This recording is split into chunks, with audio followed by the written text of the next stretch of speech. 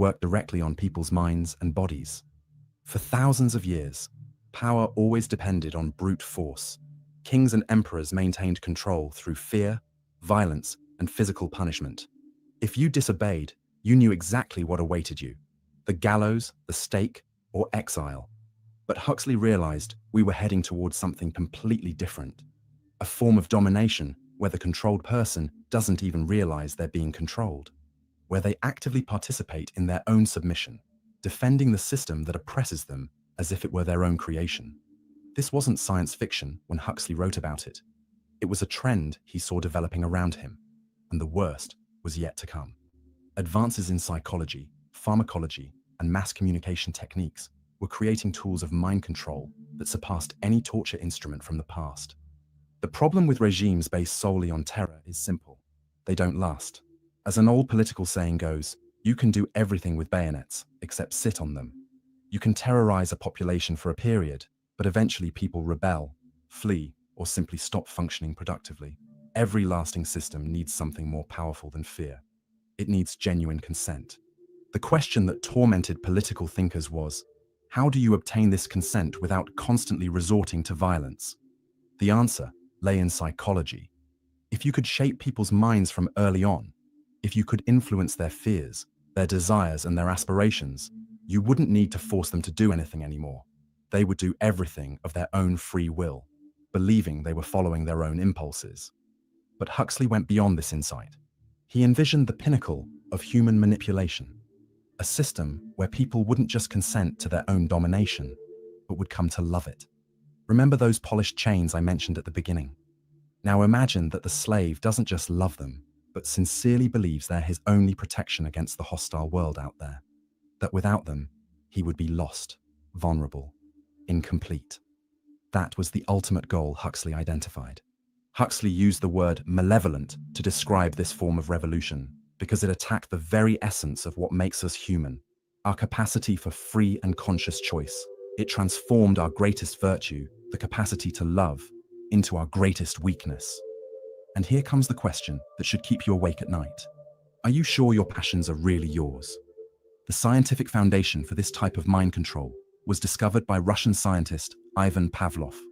His experiments revealed something disturbing about how the mind works under extreme stress. When an organism was subjected to intense psychological pressure, its mental resistance simply crumbled.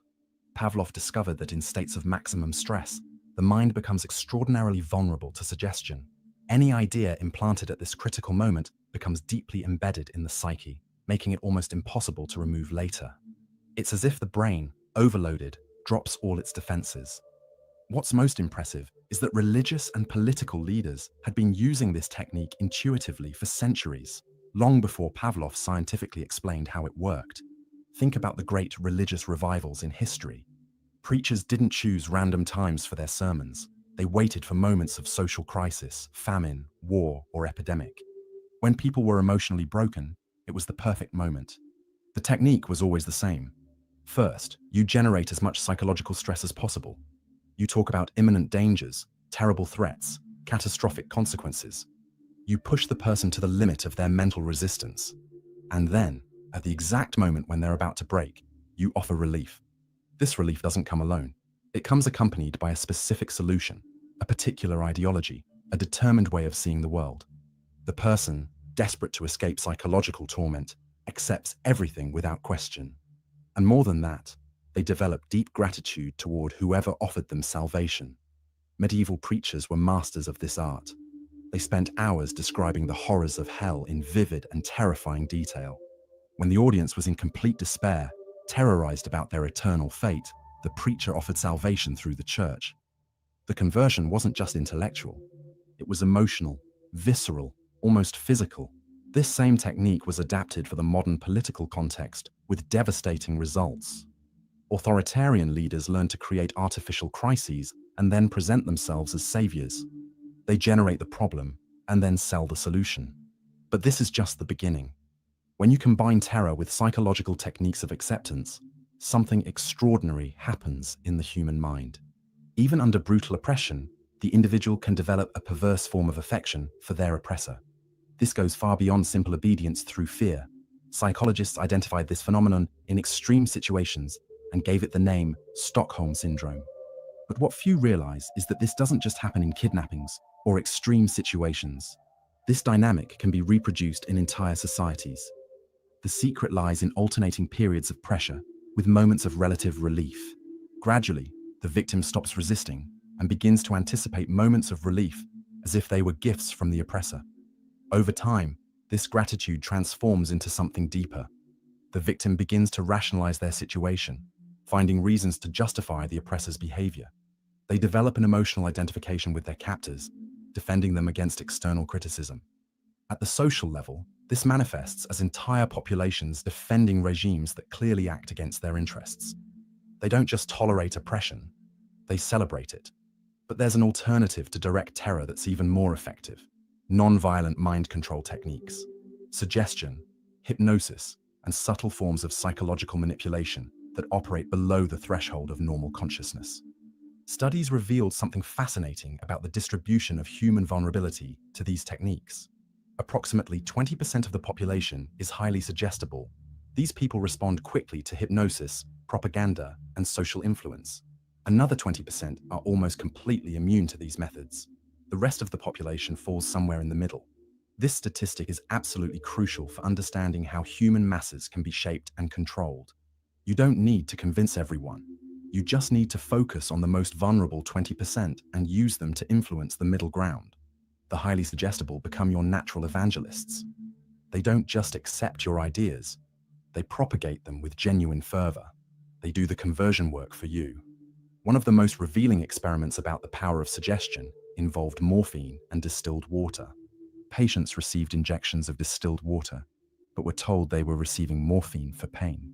Surprisingly, many of them experienced real pain relief, indistinguishable from the effect of real morphine. This demonstrates that the human mind can produce real physical effects based solely on belief. If you can implant the right belief in someone's mind, you can literally alter their physical reality. For the skilled manipulator, knowing who responds to social placebo is a weapon of immense power. These people become natural amplifiers of any message you want to spread. And this is only half the story. From a political standpoint, controlling the most suggestible 20% of the population is enough to change governments and rewrite entire societies. These individuals form a core of fanatical support capable of influencing elections, social movements, and even revolutions. Adolf Hitler understood this dynamic better than any leader of his era. He discovered that physically fatigued and mentally exhausted people were much more susceptible to suggestion. That's why his rallies were organized at specific times and lasted for hours on end. He scheduled his events for the end of the day, when people were already tired from work. He kept them standing for long periods, subjected to loud music, intense lights, and heat. When he finally took the stage, the audience was in an altered state of consciousness, ready to absorb any message. The constant repetition of simple phrases, combined with dramatic gestures and calculated pauses, created an almost hypnotic effect. People left these events completely transformed, carrying not just new ideas, but new feelings about themselves and their place in the world.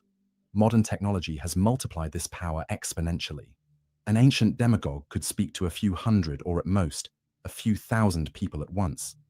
Their modern successors speak instantly to millions through radio, television, and the internet. This technological amplification doesn't just increase reach, it intensifies the psychological effect. The human voice, when electronically amplified, gains an almost supernatural quality. It penetrates not just the ears, but seems to vibrate directly in the person's nervous center. Moving images have an even greater hypnotic power. Television and cinema can literally alter the viewer's brainwave patterns, inducing states ranging from deep relaxation to extreme agitation. But the internet has taken this to a completely new level.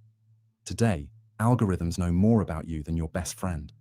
Now propaganda can be personalized for each individual, based on their specific fears, particular desires, and unique vulnerabilities. Algorithms analyze your behavior and deliver exactly the type of content you're most likely to accept and share. The result? We live in customized information bubbles, where each person receives a slightly different version of reality. And we don't even notice. Whoever possesses such powerful tools of mental manipulation will inevitably be tempted to abuse them. This isn't a question of individual morality. It's an almost physical law of human nature. Power corrupts, and absolute power over human minds corrupts absolutely. The central moral question isn't whether these techniques will be used, but how we can structure our society to limit the temptations of those who control them.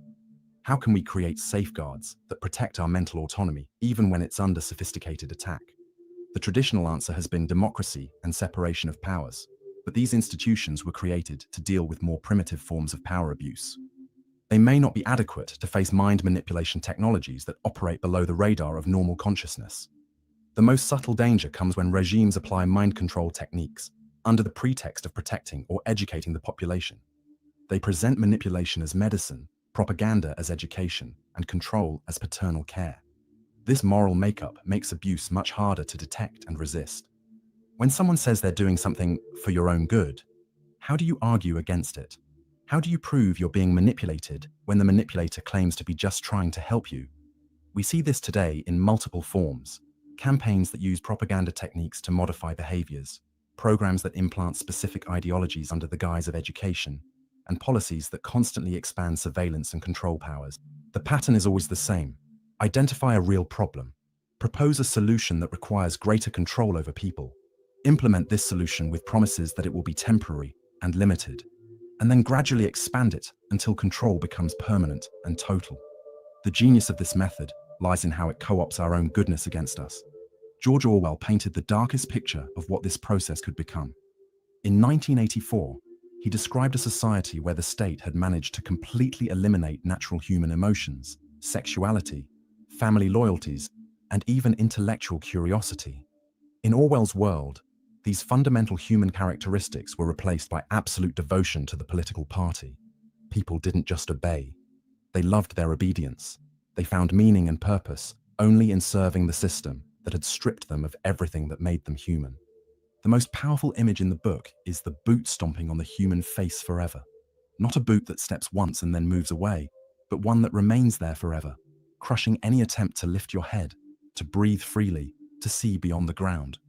Orwell wasn't writing science fiction. He was extrapolating trends he saw developing around him. He observed how governments were learning to use technology and psychology to penetrate ever more deeply into the private and mental lives of their citizens. What haunted him most was the possibility that people wouldn't just tolerate this invasion, but would come to desire it. Today, we face exactly the question that worried Orwell. Where is the line between legitimate measures for society's good and control mechanisms that become ends in themselves?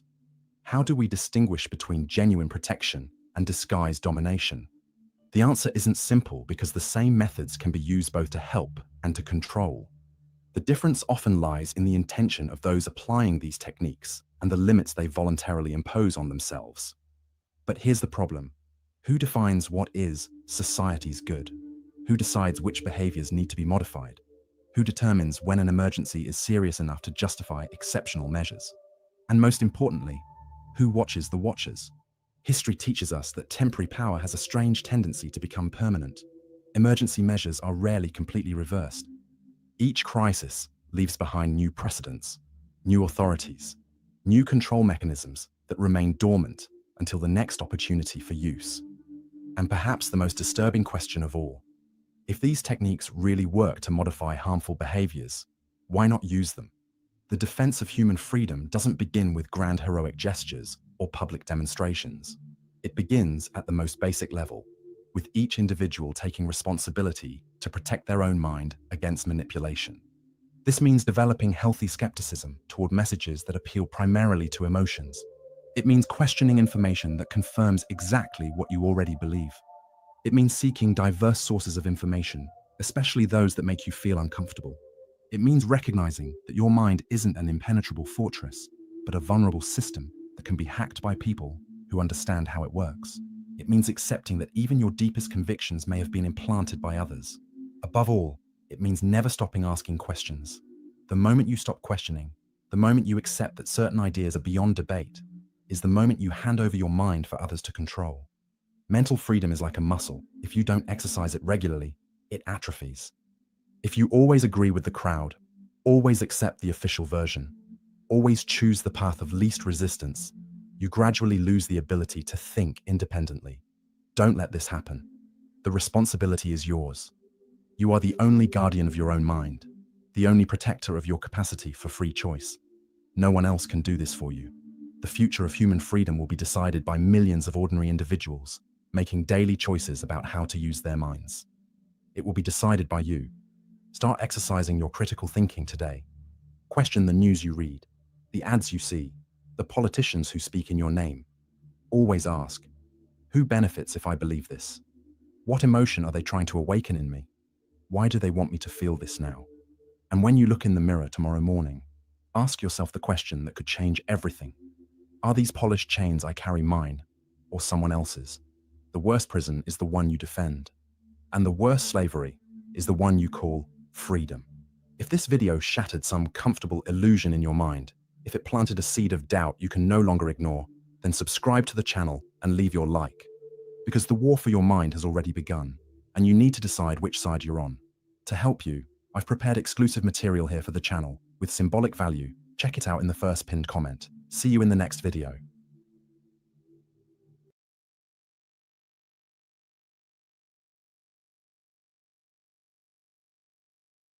Are you crying? Are you crying? Are you crying? There's no crying. There's no crying in foosball. You fucking cried after 3 days in the fucking holding tank. Looked like a fucking pile of wet rags at court. You should see how I showed up to court after 3 days in the box with the light on. Please, is there anything I can do, sir? Please. Does he look like a bitch? What?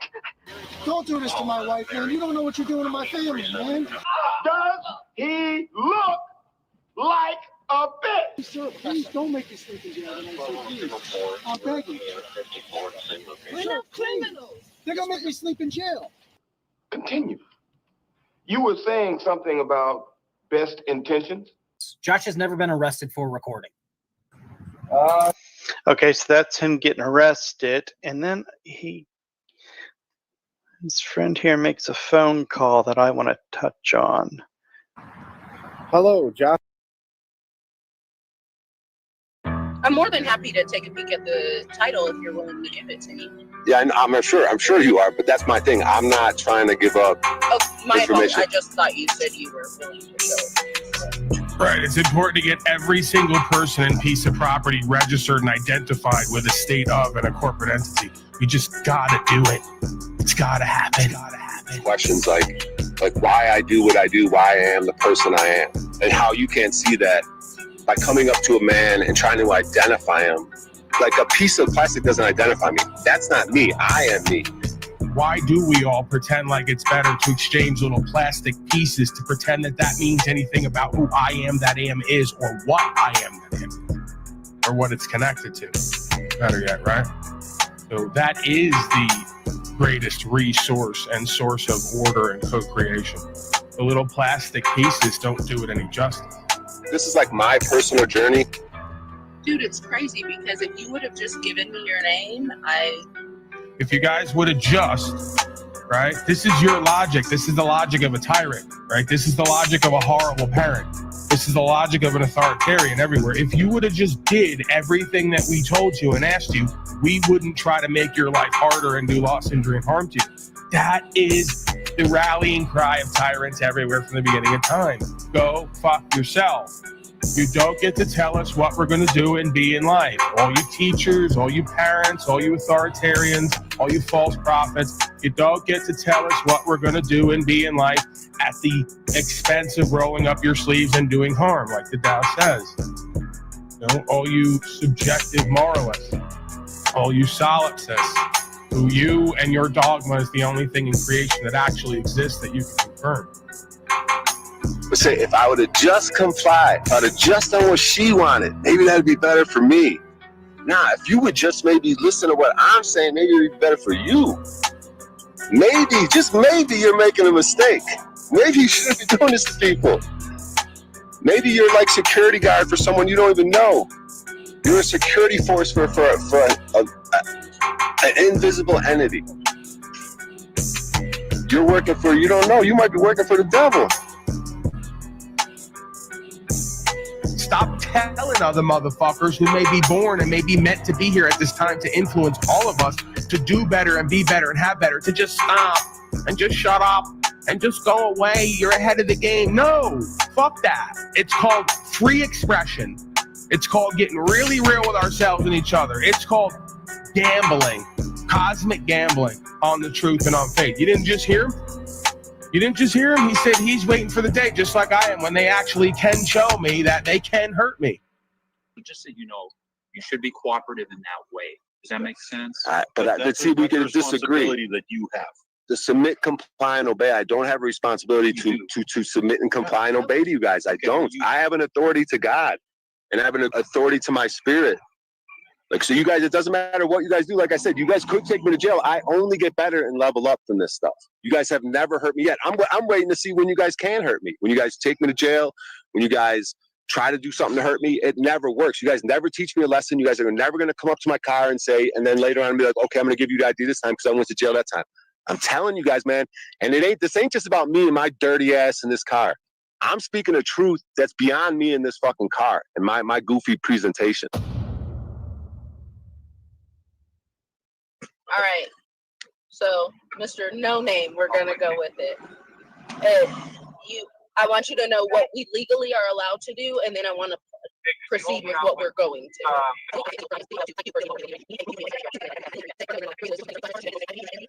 And today we're going to serve you by just calling it good as is and leave it alone and hope we don't have any later run-ins. How's that sound? You guys do, all three of you, like your energy, like I deal with officers in situations like this, and our people do too. Like I mess with your energy. Like, even though you guys, we might not be connected, like you guys could do things to me. Like, even the language, like we could like cause loss, injury, and harm to you, but we're just not going to. That's how it is to me and my people. It's us enforcing the laws thereof. Yes. Right, but we as human beings to one another, like we all come from families, we're all brothers and sisters. Right. That's the kind of how I looked at it. Like we don't even get along with our own families a lot. So we're at the dinner table and we're having a discussion about something. That's how I look at it. And you guys are saying we can legally do this, we can legally do that, but we got to get back to the spirit of our gut instincts. It doesn't matter what's on all these papers. Powerful, Brian O'Shea. There's a natural mystic blowing in the air, as Bob Marley would say, as I interpret it. There's an energy moving on the people. You can feel it. You can see it in the eyes. You can feel it coming off the policy enforcement as well, right? Very powerful time to be alive. The best of times, the worst of times, some might say. You got a cage creature in the back. I'm going to let him in. You got questions, comments, concerns. The link is down there. Click it. You know the deal. 602-730-0122. And phone lines are open. I already checked them. So, all right, let's bring in Cage. Let's let him mumble a little bit. That's his bit. He's going to do his bit. We're a bit late today, as you folks, I'm sure, are noticing. So few are going to know we're here. Fewer are going to get the notification, I suspect, but that's okay. They'll catch the replay tomorrow or whenever. Cage Creature, what can I do for you, sir? Questions, comments, concerns? Hello, hello. Cage. Great stuff. Cage off to a rousing start. I was talking to him in private chat. I had a feeling I could count on him. Bring something special to this broadcast here today. God, that feels good. All right, we got G down there. Pawn slaves stole Sadhguru's slippers. There's no denying it. Everybody here feeling the power of Brian O'Shea. Why is G telling me to turn up the volume? Turn up the volume on what? This streamer always gets me hard. Well, I'm here for it. The warrior. If I can excite you and entice you, my job is done. But please, questions, comments, concerns, historical narratives. What's going on in your life? Okay, we had Hex Creature hit me up, said he had an incident with policy enforcement. Usually every few days or so, 1, 2, 3, handful of people hit me up and go, I was thinking of you. Some piglet tried to interfere with my rights and property. So I had to lay the smackdown on their candy ass. And they give me the report on what happened. So, yeah, if you guys want to come up and you want to get into it, that's cool. If not, I get it. A lot of you folks kind of like to stay in the background. And I don't mind that, right? You're doing the work on the ground. You're having the interactions. You're getting the results. That's what matters. You know? It is good also, too, when you can come here and share your stories with the people, right? Because then you become a part of inspiring me to inspire others, right? It's a back and forth process to do and be and have. Oh, no, don't bring Cage up. He's broadcast kryptonite. Well, I didn't say it. Cage, if that's upsetting, argue with him. All right, we're Donnie heavy today. Okay, we'll see if we can break through the algorithm, pull in some of these citizen slaves. Go ahead and just start scrolling Donnie Trump's name in the chat, because I feel like the more people are talking about Donnie down there, the more likely we are to pierce this algorithm and get these folks in here. And I can start transmuting, right? I can start doing my political science / spiritual alchemy that I'm known for here, among other things. I might start chimping out as well. I'm pretty damn good at that, as you folks know. But yeah, we had a couple people last time. They were on the Trump train. They were trying to project onto me. That's okay. I'm so loving and caring and magnanimous. I allow them to do that. Then I hit them with the war hammer of truth. Right? I hit them over the head with the reality. And we had at least 1 or 2 conversions last time we were here. Okay, so that's the work. That's the work that we're doing, whether it's based on contributions and support or not, just because I believe it's interesting and entertaining and I believe it's valuable. The more people I can walk out of Babylon and reveal how they've been pimped and gamed with the statist political science system, right, of statute, policy, and code versus the law of the land, which is natural rights under God. The more people I can walk out of that system, the more my job is done, and the more my witness testimony is effective, right? The more God gets to use me to complete the mission, so to speak, right? I'm not loyal to people, places, and things. I'm loyal to the cause, because the cause doesn't change, okay? We could go back 2,000 to 5,000 years. I'd be right here, except I'd be standing on a rock, and I'd be having a sign up, you know, with urine and feces. Written in urine and feces, it would say, whoever the leader is at the time is your daddy, or is ruining everything, or whatever, to bait you in and trigger you. And then we'd have the interaction. And I would remind you of what aristocracy and feudalism, technocracy, or whatever the ocracy is, what it looks and feels like, and why it's not part of universal law, and why it's not part of a free spirit, so to speak, right? I just highly doubt and or have this core conviction that the Holy Spirit didn't put us here to be ruled over by the likes of Donnie Trump and Joe Biden. Sorry. I buy into if we're all created equal or made in the image of the Most High, then only God can judge. And the ones working for and serving the devil with their deceptive lies could never be here for our safety. And you can't serve 2 masters, the scripture says. So you got to choose God and the law, or the devil and its deceivers and their statute, policy, and code, right?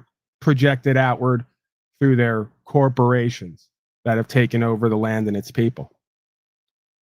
Okay, let's get into it. Jesus is coming soon, Joseph Aquaviva 22222 says, and that's great. I am open-minded and hearted for that. I'm not here to replace or interfere with whatever God has meant for all of us, right? With the truth. I also have a very hard time believing that the way I think you believe it. Okay, so when you say Jesus is returning, I say, why don't you just listen and try to feel what's coming through me and how that resonates with probably every other beingness here, and understand that the Jesus figure in scripture said, doesn't your teaching say ye are gods, or that ye are connected to God? Isn't that in the scripture? Doesn't he say that? Before they condemn him and say something he's not saying, doesn't he flip it back on them and say, wait, I thought we were all part of God here. I thought we were all brothers and sisters, children of the Most High. I thought greater things than you could do if you lived into and served the truth. Okay, so you say Jesus is coming back. I say the Christed Spirit has never left.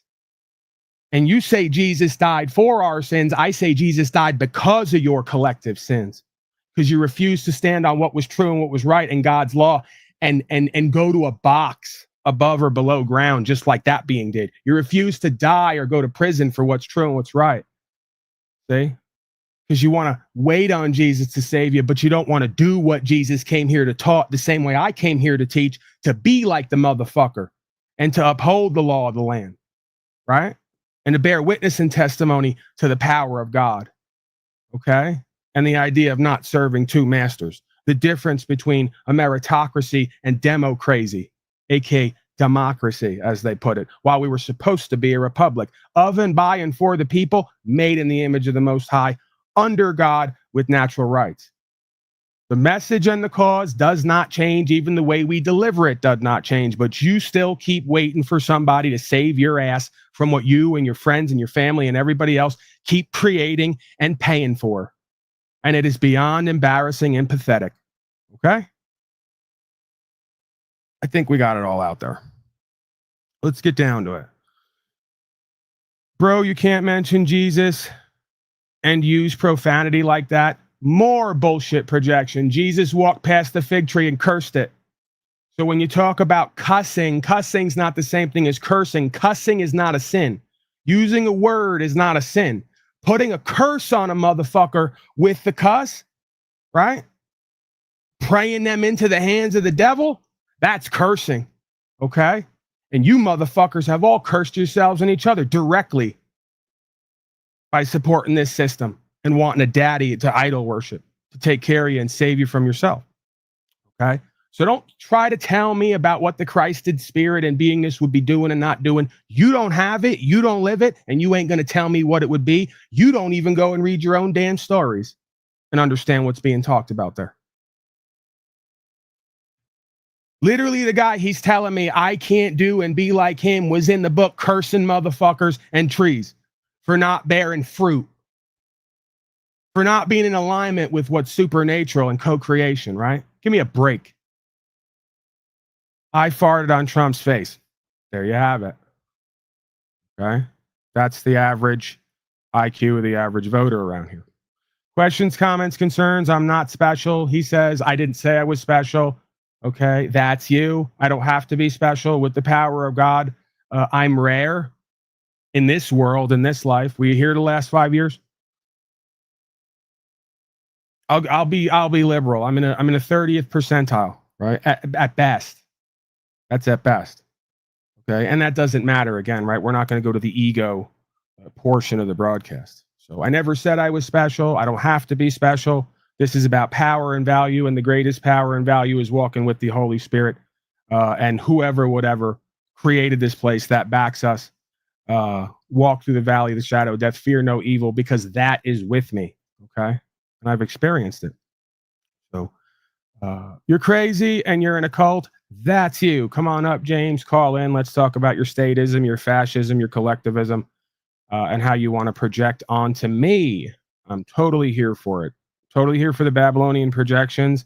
I'm going to get you right, and I'm going to remix you for the audience. Okay? That's what I do. Come on up, boy. No, brother. Go into congregation and use profanity and see what happens. You're bullshitting. Exactly. I don't go into congregation because congregation is akin to collectivism. I'm not interested in big churches, and neither was the Christed being in Scripture. He said, come out of her, my people. Okay? Organized religion is a fraud. So, not interested what you collectivized frauds who serve the state in Babylon think about me and the spirit that inhabits me and the revelation that it's brought me to. Okay? This is beyond laughable. You're out of your league here, kid. Obama, Trump, 2028, make America hope again. Right. Does it matter is following instructions. I appreciate that. Go ahead for the rest of the Unslavians who've been here from the beginning. Fill the chat with Trump keywords, Obama keywords, Biden. Let's get these totalitarian, statist, collectivist slaves in here. They need a talking to, it would seem.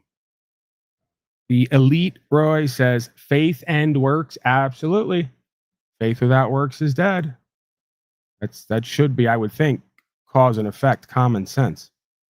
Jesus is coming soon, he says again. Get ready. I'm out. We'll see you later. You don't have to announce your departure. He didn't listen. Right? It's interesting. They just keep saying stuff, but when you show them better than you can tell them, they don't watch, they don't listen, they don't hear, they don't feel, right? Many will look with the eyes and not see, with the ears listen and not hear with the heart, not really get the sense of what is happening at this time. So that all checks out while they proselytize from a foundationless position. Get the orange mess cleaned up. Well, that's the thing. See, I'm baiting you guys because ultimately it doesn't matter who's in. It's always going to get worse because this is a spiritual test here. If you choose to be run by earthly masters, you will be judged by God unfavorably. Okay, so this is a spiritual test here. This is part of the quantum field, it would seem. And this is part of the eternal truth that is biologically written into our epigenetics from the beginning of time. And again, we can go full scientism, and you're going to find exactly what I'm talking about from a scientific perspective. I don't need to, I'm not a religionist. I'm of the perspective that if religion was not bullshitting themselves and everyone else in culting, and science wasn't bullshitting themselves and everyone else in culting, religion and science, if they were pure and true, would be one and the same. You would use both tools in order to create or generate or have an experience that would reveal more about this universe and who or what created it. Okay? So spiritual practice does that. Science does that. It's just a different purview, right? It's a different paradigmatic perspective, I guess you could say. All right, let's get to it. Blast from the past, first and foremost. Shadow ministers can't define what a woman is. This is the opposite of what I'm talking about, by the way. Two Labour frontbenchers were unable to define what a woman is during media interviews this week. As the country marked International Women's Day, the Shadow Minister for Women and Equalities, Annalise Dodds, and Shadow Home Secretary Yvette Cooper dodged the question multiple times in radio interviews. Speaking on BBC Radio 4's Woman's Hour, Dodds struggled to define woman, claiming there were different definitions legally around what a woman actually is. Labour's definition of a woman? Well, I have to say that there are different definitions legally around what a woman actually is. I mean, you look at the definition within the Equality Act, and I think it just says someone who is adult and female, I think, but then doesn't say how you define either of those things. I mean, obviously, that's then you've got the biological definition, legal definition. With respect, I didn't ask for that. What's the Labour definition?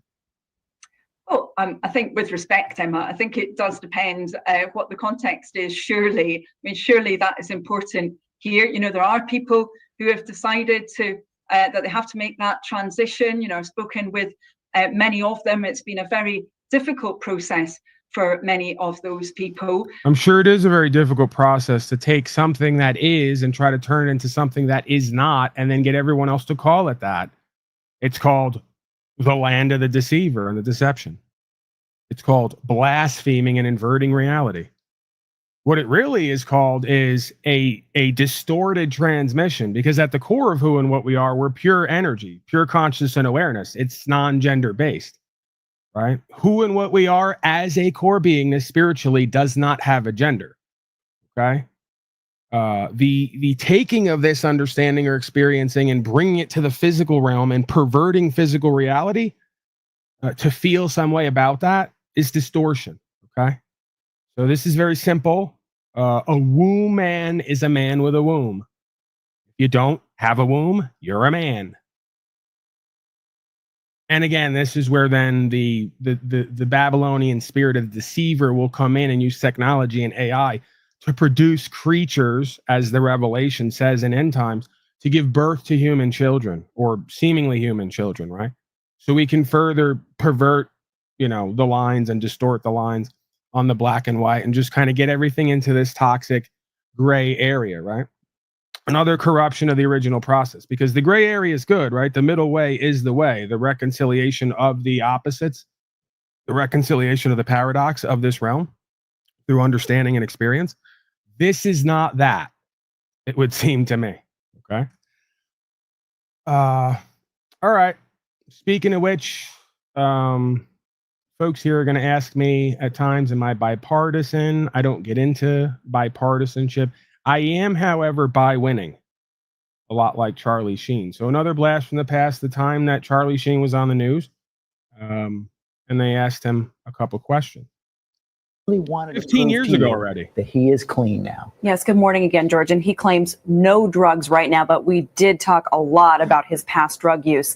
Charlie Sheen has never been more candid about it and makes no excuses for it.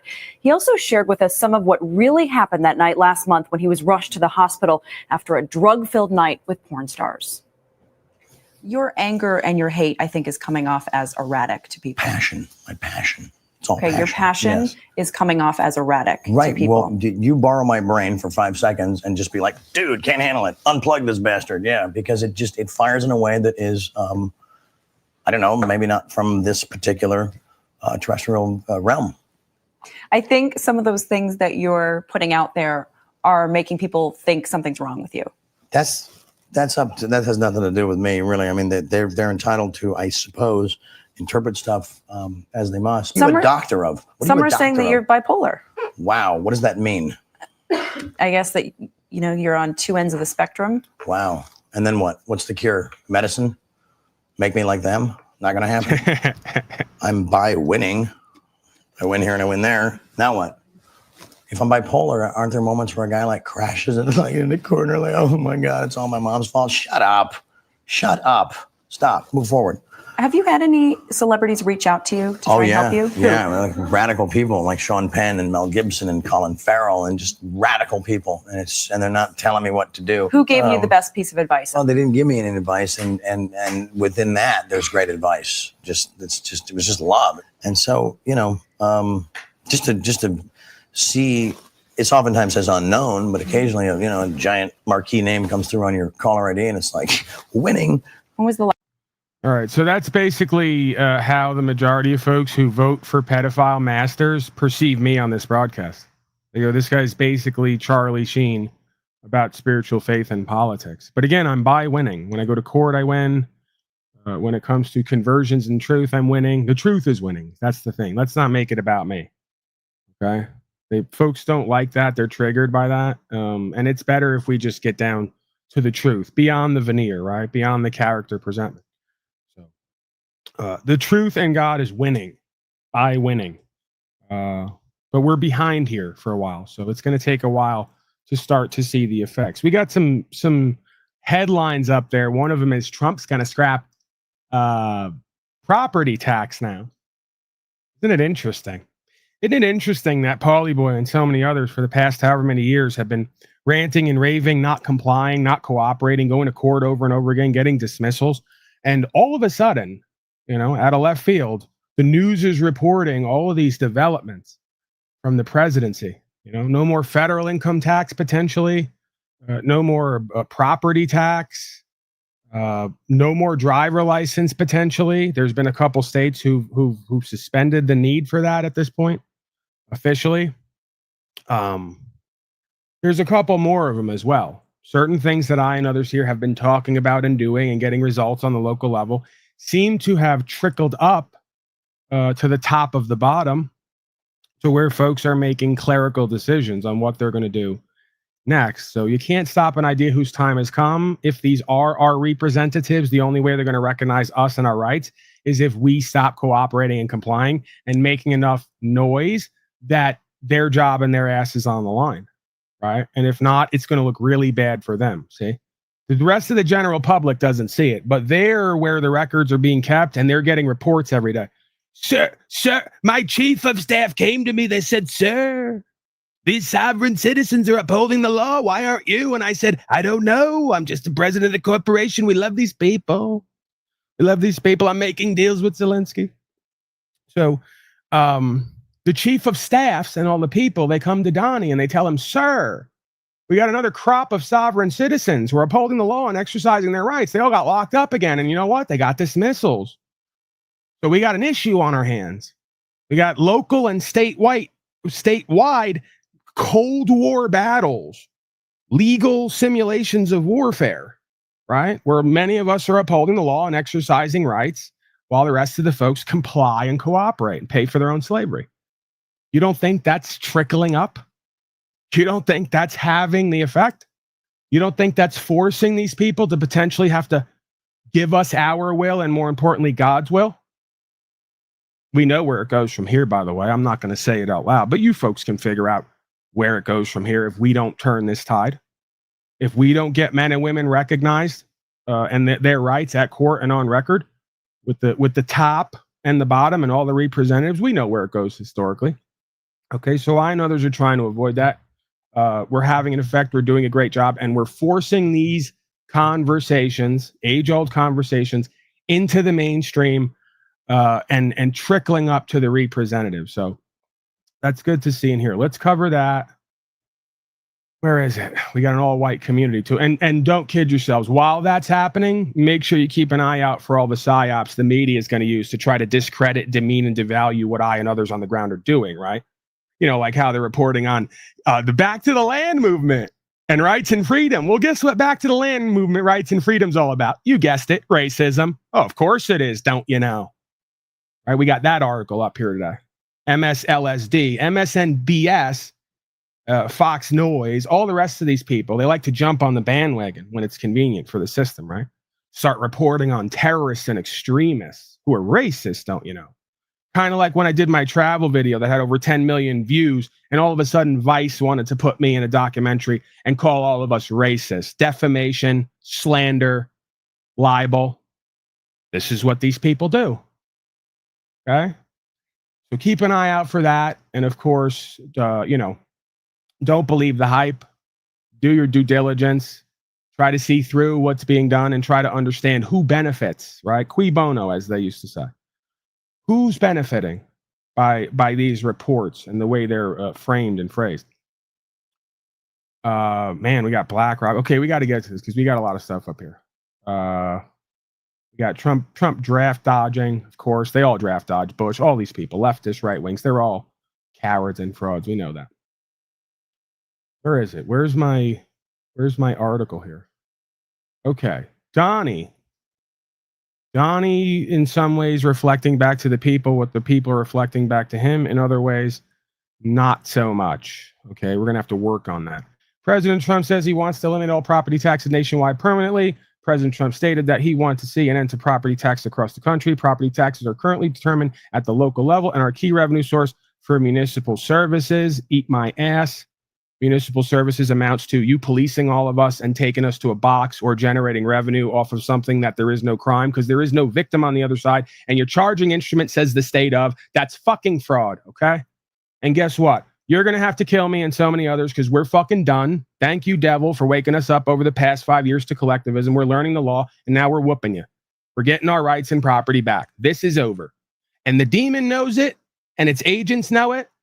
And their next move now is, because they're scrying, right? They got their technologies and their scrying mirrors, and they go, oh, we can feel the natural mystic moving in the air. We can feel the spirit kind of growing and moving, right? It's going to demand dignity. So what do we do now, Cap'n? And of course, Cap'n says, well, if we can't mind and heart control these people anymore and volunteer for their own slavery, let's see if we can get them to volunteer for their own genocide and get a whole new crop of AI slaves to program, okay? So, you know, you might want to just think about that and understand where we're at here on the timeline. Potentially, some might say. And by some might say, I mean the people running your life. Because they're literally writing articles every day saying, we're going to get rid of 80% of the population. We don't need them anymore. We got self-healing robots. We got robots to make all the shit and sell all the shit. We got robots to create babies and all the rest of it. So why would we need you, especially uncooperative, uncompliant slaves? Okay? Two kind of slaves they don't like. The useless eater and the slave who decides to unslave themselves and stop giving their power away, right? They don't like the useless eater, of course, for the same reason I don't, because there's no honor in that. They don't respect them. It's not about like or not. They don't respect them. They respect the ones who don't comply and cooperate, but it's an interference with their business and their power, right? So they don't like it as much. Critics warn eliminating property taxes could jeopardize funding for public school systems. Oh my God, how are we going to indoctrinate the little ones on how to take 5 boosters and do collectivism and statism and tyranny? Oh my gosh, what are we going to do? We might have to go back to actually working for ourselves and raising our own families and homesteading. What America was built on that made it great. Oh man, that's going to be terrible, isn't it? It's going to jeopardize funding for not only the public fool system, but for police departments to police everybody like escaped slaves and run their life with code and other critical services. Because what would we do without that? What would we do without those critical slave policing services? Oh, well, we'd have to bear arms and protect ourselves and each other and actually stand for ourselves and our communities. Yeah. Imagine that. Scary stuff, people. Local governments rely on property taxes for stable and predictable funding. Without them, states may have to increase other tax or reduce services. No. Without them, people might have to get their head out of their ass and actually become fully responsible and accountable for themselves, their families, their communities, their futures, and their lives. What a fucking idea, huh? True republicanism. Imagine that. We're shocking the pants off people out here today. Traditionally used by local government. Okay, we went over that. You get the point. All of a sudden, we're clamoring, and the news is reflecting back that maybe the crazy, terroristic, racist, sovereign citizens might have a point. That we shouldn't have to pay to have usage of our own fucking land and property. Pay our public servants to have usage of our own land and property, right? Without being able to volunteer, opt out. Yeah, sure. Sounds like Americana to me. Sounds like rights and freedoms to me. Sounds like the whole reason we fought a war, to be independent and separate from a corrupt, supposed representative government, parliamentary process. Sounds like exactly where we started, huh? BlackRock and WEF announced plan to ban car and home ownership. Just one day after BlackRock head Larry Fink took over the WEF, they announced a plan to ban private car ownership and single-family homes. This is AJ. We haven't heard from AJ in a while, although Alex Jones, purported to be an undergrounder, truther, banned by the establishment. The greatest truth is the greatest lie is the one closest to the truth. Because while Alex says he's that, and he may sound like that, we watch what he does, and we know he doesn't show up to court, stand on rights. He hires attorneys, pays them to talk for him, lies at court because he's dishonorable and bad faith, loses an embarrassingly pathetic struggle, okay, and then continues to suck the ding-dong of his daddy Donnie. Ding-dong daddy Donnie, the triple D. Okay? Beyond laughable and embarrassing. If you had any balls and you were really a person of integrity and honor and about serving the truth, you'd have gave your daddy Donnie the ultimatum. Okay? You're the executive up there of this corporation that trickles down to all the subdivision municipal corporations. Strike down this order. Okay? And if you're not going to do it, it's because you're part of the tyranny, right? What game are we playing here? It's all psyops. As far as I'm concerned, however it works, either Alex Jones is in on it or he doesn't need to be in on it because he was burned as an asset at a certain point to be used as a psychological warfare simulation for everybody else to witness. Cooperate and comply or you get banned, right? But again, what's the difference what Alex Jones is saying and what everybody's saying if they're still cooperating and complying and paying for it on the ground? See? This is about what we're doing and not doing. It's not about yapping online anymore. You want to yap online like I'm doing, then you got to do what I and others do. If you're going to yap online and pay for everything and support it and vote and beg for slavery and call it being free, your voice is non-credible. You're an agent. You're a deceiver. And that's the majority of them. Let's be clear. I don't care if it's Alex Jones or on YouTube. The majority of these supposed co-creator, content creators who are supposed patriotards, it's spelled P-A-Y. Triots, right? Patriots. They're just here to make money and sell bullshit. They're not going to stand on anything.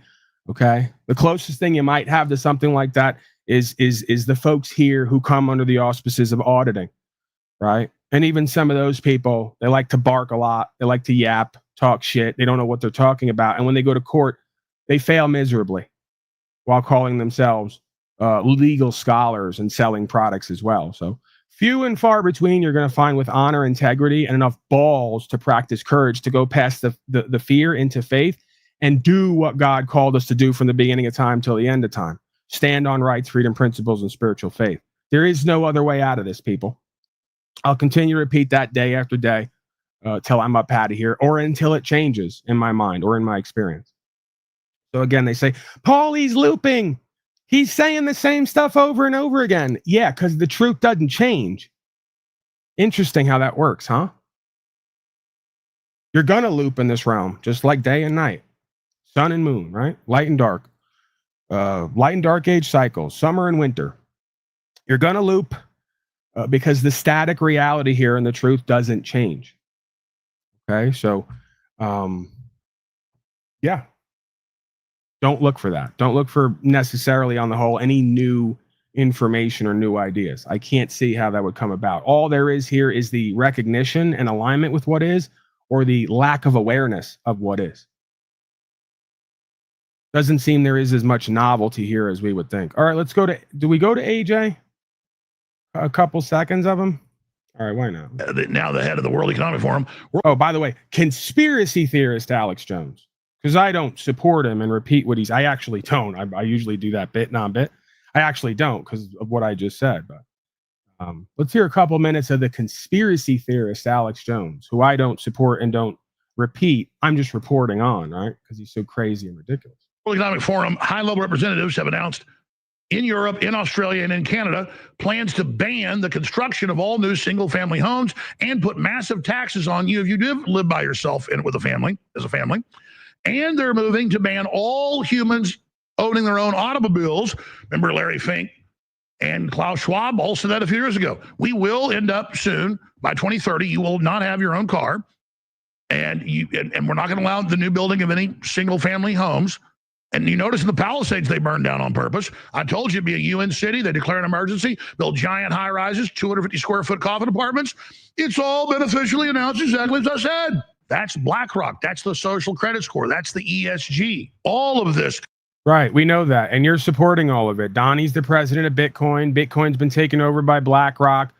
BlackRock is a front for New World Order and the digital currency, social credit, tracking and tracing, automatic taxing system. Kidding me? This is so perfect, man.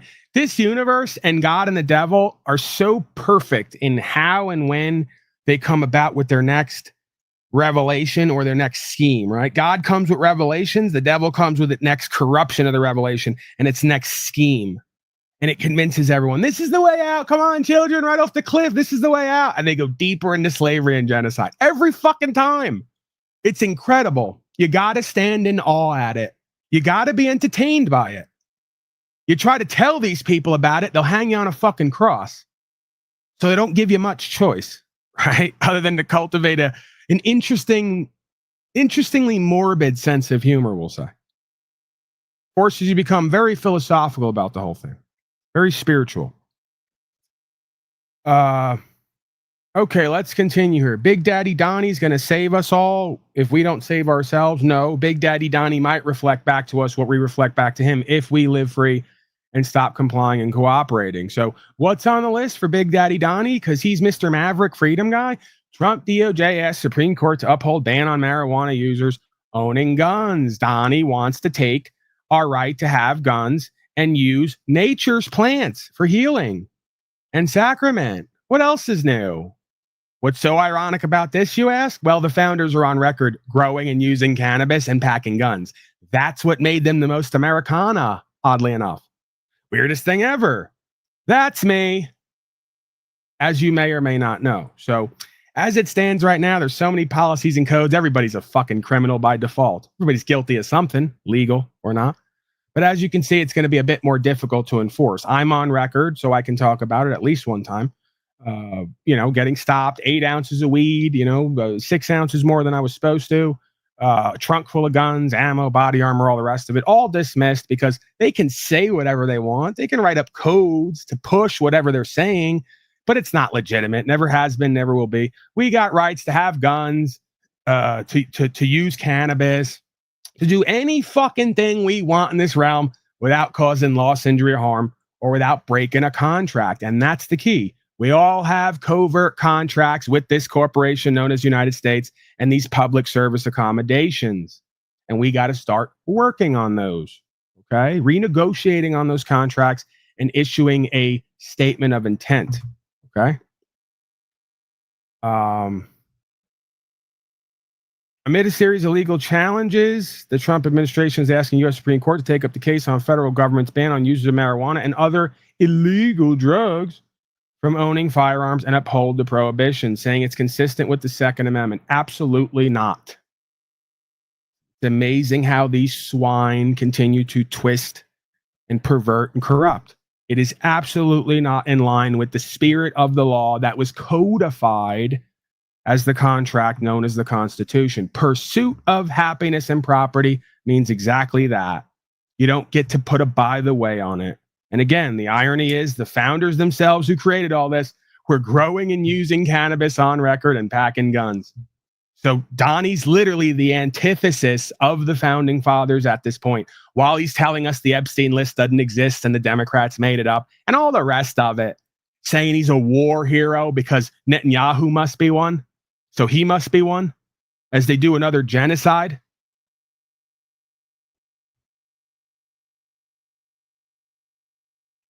To that end, the DOJ Solicitor General is urging SCOTUS to hear one of 5 relevant cases to resolve conflicting lower court decisions on gun rights for cannabis users. You public servants and corporate agents don't get to decide who and what we are, what we get to have and not have. And if you keep playing this fucking game, you know where it's going to go. And unfortunately, many of you do know where it's going to go. And because you're fucking demonically possessed and inhabited, you like that and you want it. You want slavery and genocide. You want fucking war. You want kill, steal, destroy. While they masquerade out in the public as peacemakers, giving each other Nobel Peace Prizes, while they all collectively agree to do war on their own fucking people, on their lands and their own populations. From the beginning of time till the end of time. As they all pretend they're at war with each other. More funding. Get the people wrapped up and distracted away from what the head leaders of the nations are all doing to their own people, right? More problem, reaction, solution. Never ends. You gotta love it. A new white separatist community in Northeast Arkansas draws attention to Jewish American news outlets. Dropped stories this week about a burgeoning white supremacist enclave in Northeast Arkansas, where organizers say they aim to create a blueprint for white separatist communities in every state. They're doing it again. There's the devil. There's the synagogue of Shaitan that Jesus Christo talked about 2,000 years ago. Huh? They even spell it out. 2 Jewish victims of anti-Semitism, of course, have laid out this plan to turn every state into a whites-only enclave, right? Yeah, they're going to get out ahead of that rights, freedom, principle, spiritual faith movement. Of course they are. They're going to deem it racist, so the leftists jump on board and disregard anything we're saying. See? They know how to do it. They'll either pin what we're doing to MAGA-tards, so the leftists deny it, or they'll pin what we're doing to racism, so the leftists deny it. Because typically, for the longest time, the leftists were anti-government party. Like Antifa, ironically enough, the anti-fascists. Fascism is defined as the merger of state and corporate powers. United States is defined 1A in the federal code as a corporation. It doesn't get any more fascist than that. So how are they going to, this is how they play both sides against the middle, right? They play both frauds against the middle ground truth. So all you leftists and anti-fascists out there, don't listen to Paulie boy. Don't get on the ball to rights, freedom, principles, spiritual faith. Understand God has a plan for us and opt out of the Babylonian control system. But then you're going to have to work for yourselves in the land, right? You're going to really have to go full commie. You're going to have to get on the land and work the land and be self-sustainable and sufficient and co-creative and communal. Okay? But we're not going to do that. And they're not going to listen to me. I remember when I went back at one of the rallies 8 years ago, whatever it was. They had the leftists on one side, the right wingers on the other side, the cops in the middle. It was such a great imagery. And they were all screaming across the barrier and the cops to each other, wanting to fight each other. So I went up in the middle of each group. And wouldn't you know, under questioning, both sides, you can't make this stuff up. Both sides wanted the same things pretty much. See? I just asked them a couple questions to deduce what they wanted without letting them know what I was doing. And it turns out, guys, both sides want a lot of the same stuff. Not everything. right? When it comes to abortion and these other ideas. But some of the core principles and tenets were exactly the same. Okay. But they didn't know that. They didn't know the other side at the core wanted a lot of the same things the other side did, just phrased differently. All they knew was they've been told by the TV and their politicians that the other side's the enemy. See? And that's how you do problem, reaction, solution. And that's how you control a whole bunch of people, by dividing them and convincing them their fellow countrymen is their enemy, when their fellow countrymen usually wants the same thing they want. Just phrase it differently, because you get it from a different outlet and it appeals to the same spirit within you on some level, right? And then, of course, there's a bit of distortion and perversion, some might say. So definitely corporation, of course it is. And my feed was, oh man, I almost creamed myself last night. Sorry, this is a family broadcast, but I almost had a nocturnal involuntary emission.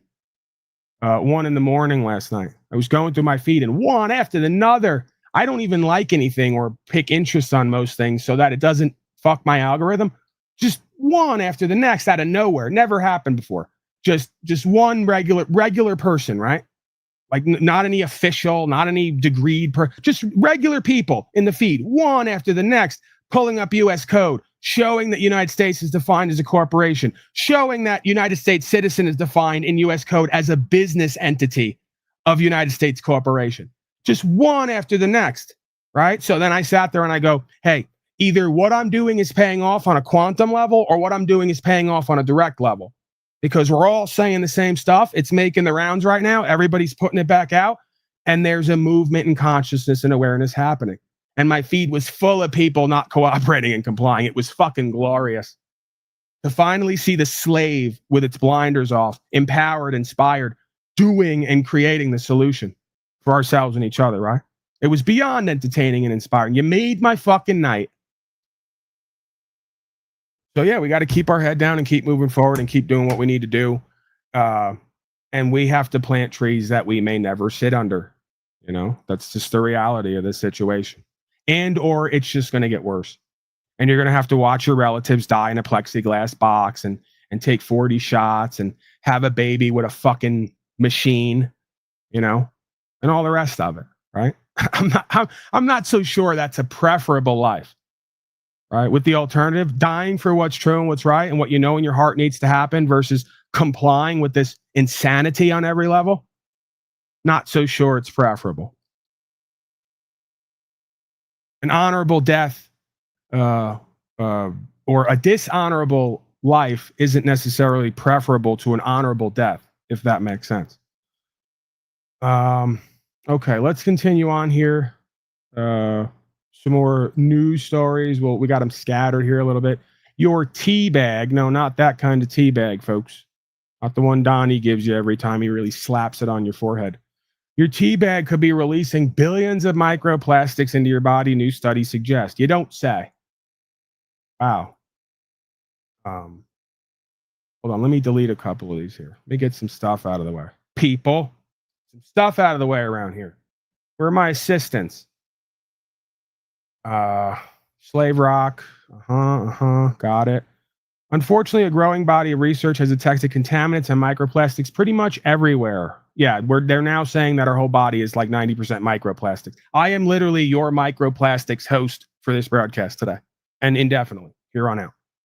Of course, that was an extreme exaggeration, but I think they said they're finding on average about 3 ounces, or I don't think it could be 3 pounds, 3 ounces of solid microplastics in the brains of people they're autopsying at this point.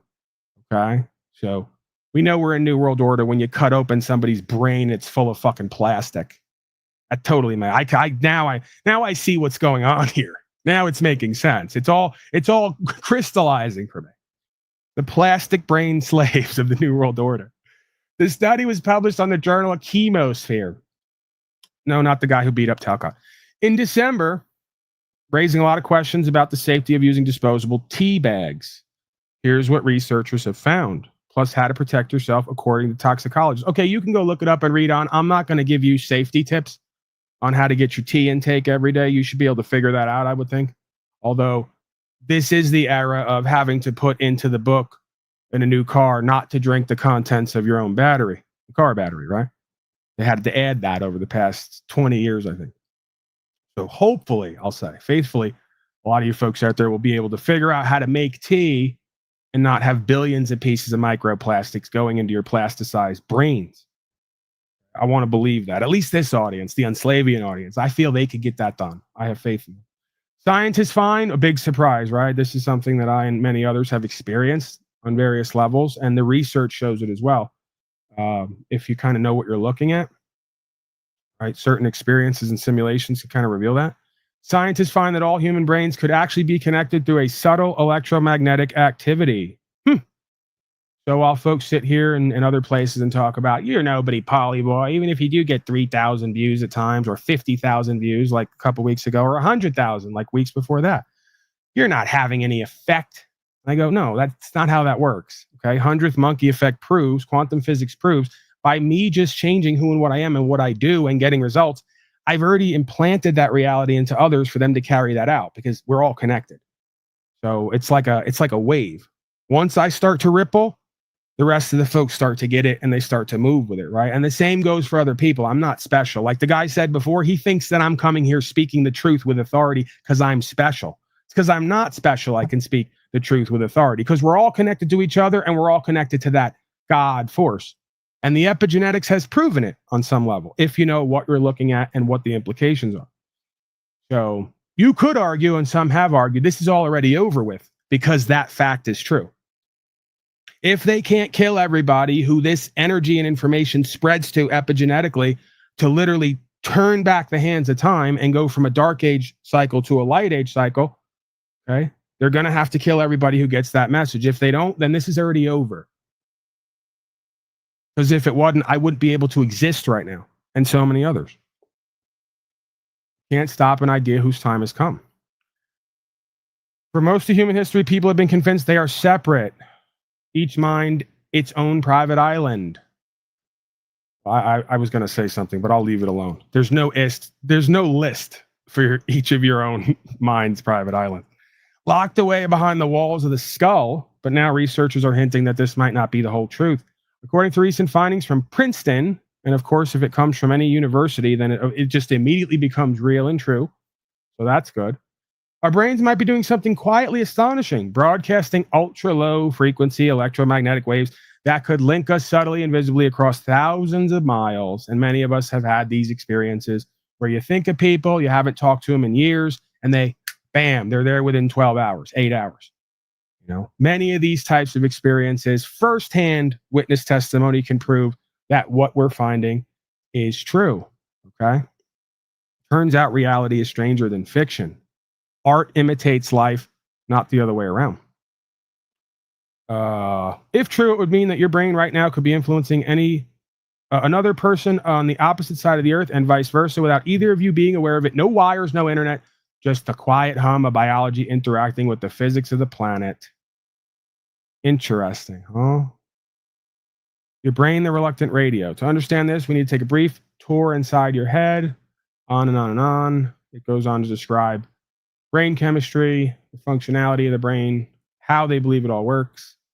And again, I don't really care because I'm not egotistical and prideful. I don't need to know how any of this shit works. I just need to be aware that it's working because that's going to give me the faith and inspiration to do the next right thing because reality here is stranger than fiction, and we are living a movie here in a holographic projection reality.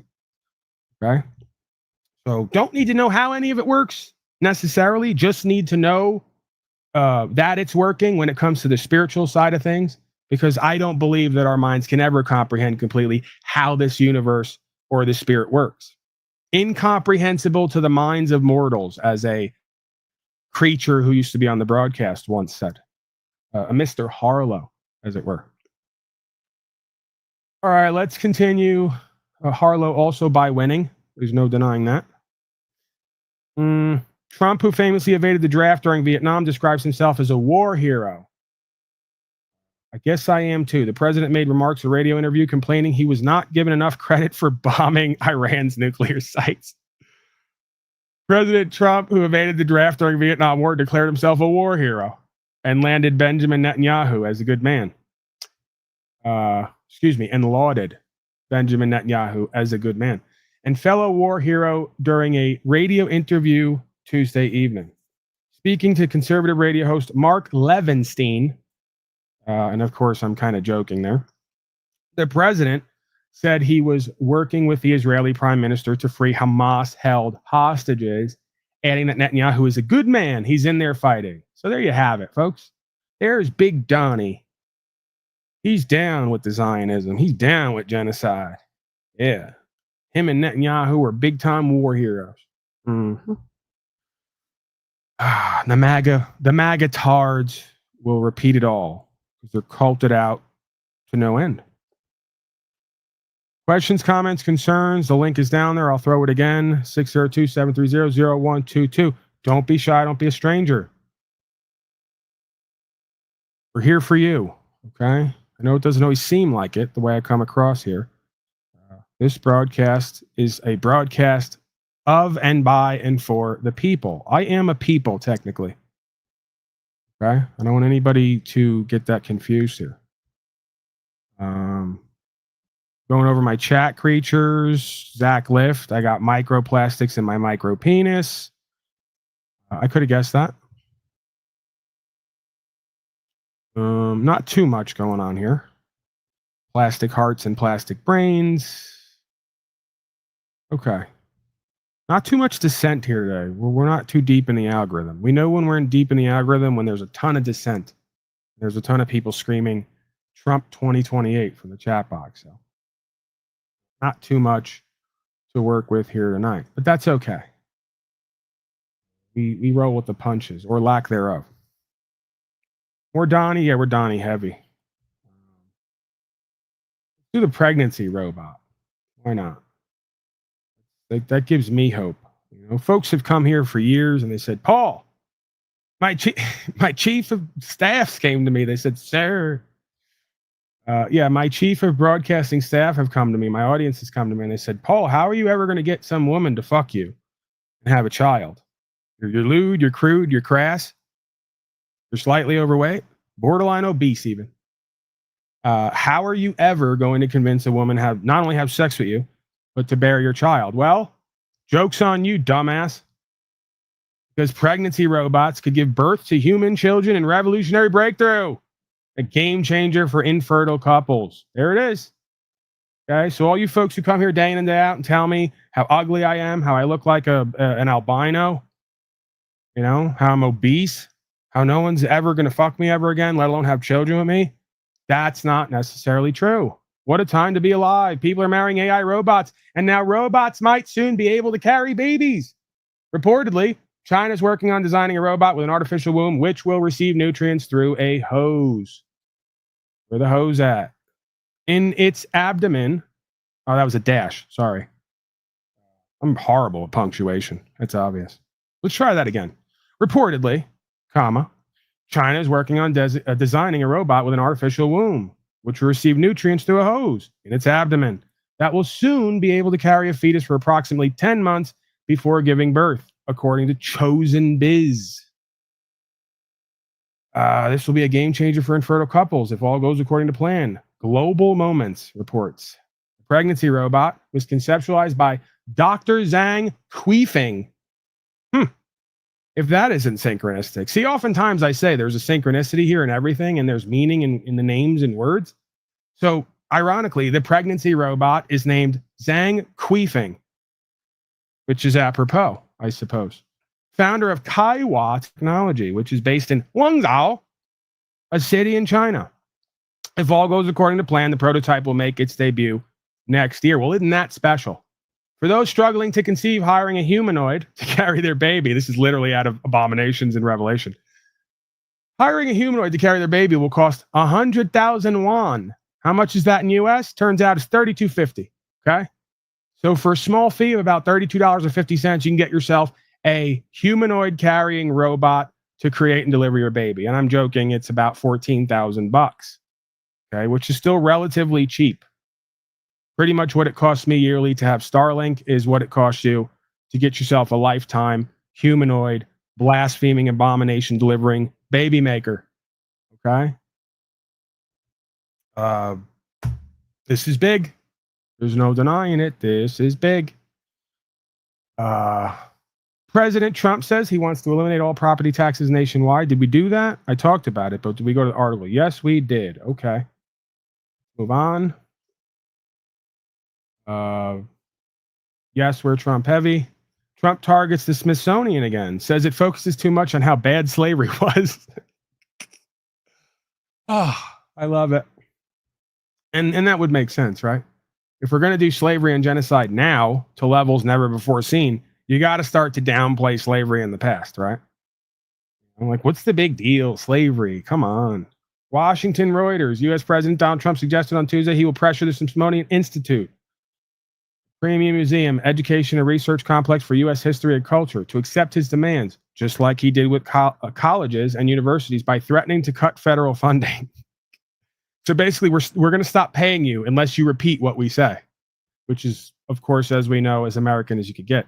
In a social media post, Trump complained about how he called excessive focus on how bad slavery was, quote, unquote. I've instructed my attorneys to go through the museums and start the exact process that has been done with colleges and universities, where tremendous progress has been made, Trump said on Truth Social. The Smithsonian, which was established in 1846 and includes 21 museums and galleries and a national zoo, had no immediate comment. Most of its museums are in Washington, D.C. And Trump is now claiming that talking too much about slavery is spreading anti-American ideology. You're so full of shit.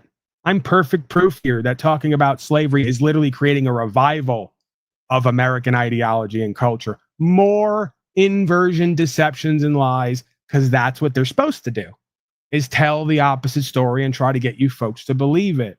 So the more we teach the kids about slavery and what it looks and sounds like and why it's bad, the more they grow up and be like Paul enslaved and recognize slavery's bad and fucking don't cooperate and comply and speak out against it. But we can't have that. So we're going to go back and we're going to alter history and we're going to deny slavery's bad at all. It's great. The slavery's great. It's amazing. We love it. We love these slaved out people. Got it. We're here for it. If you're going to join a beast system revelation matrix simulation, you got to be here for it. Sanctions, yada, yada. Okay, we're coming up on that time. We got about 20 days left till we remember, right? As if some of us have forgotten, but, official remembering of the 9/11 events. Okay. And, one of the little factoids, I should give one fact for every broadcast I do from now till 9/11. Just one. So today's fact is Larry Silverstein purchased landlord rights, then insured the WTC towers for over $7 billion just weeks before 9/11. Larry, son Roger, and daughter Lisa were not in their WTC offices that morning, yet were never investigated by 911 commission. So yeah, Larry and all his family just weirdly enough didn't show up that one day to work when everything came crashing down. And weirdly enough, a few weeks before everything came crashing down, took out insurance policies to the tune of billions and cited terrorism in there that he would get paid extra. Okay. So I'm sure just a whole bunch of coincidences there. Nothing to see. Move along, folks. Nothing to see here. All right. We got a handful more and then I'm going to check out of here. May not even go to the third hour. See here. Larry the Lizard, as I call him. 152 fires break out. Another coincidence. 152 fires break out. Greece. The recent wildfires in Greece have been a significant crisis. And as we know, I got the map right here. Pull it up for you folks. You can see what we're actually looking at here. Turns out all of the United States and Canada is on fire right now because fucking wildfires. Wouldn't you know it? Totally nothing to see here. Definitely not any part of any conspiracy theorist, Paulie boy. Stop the paranoia. Wildfires have always existed. Okay.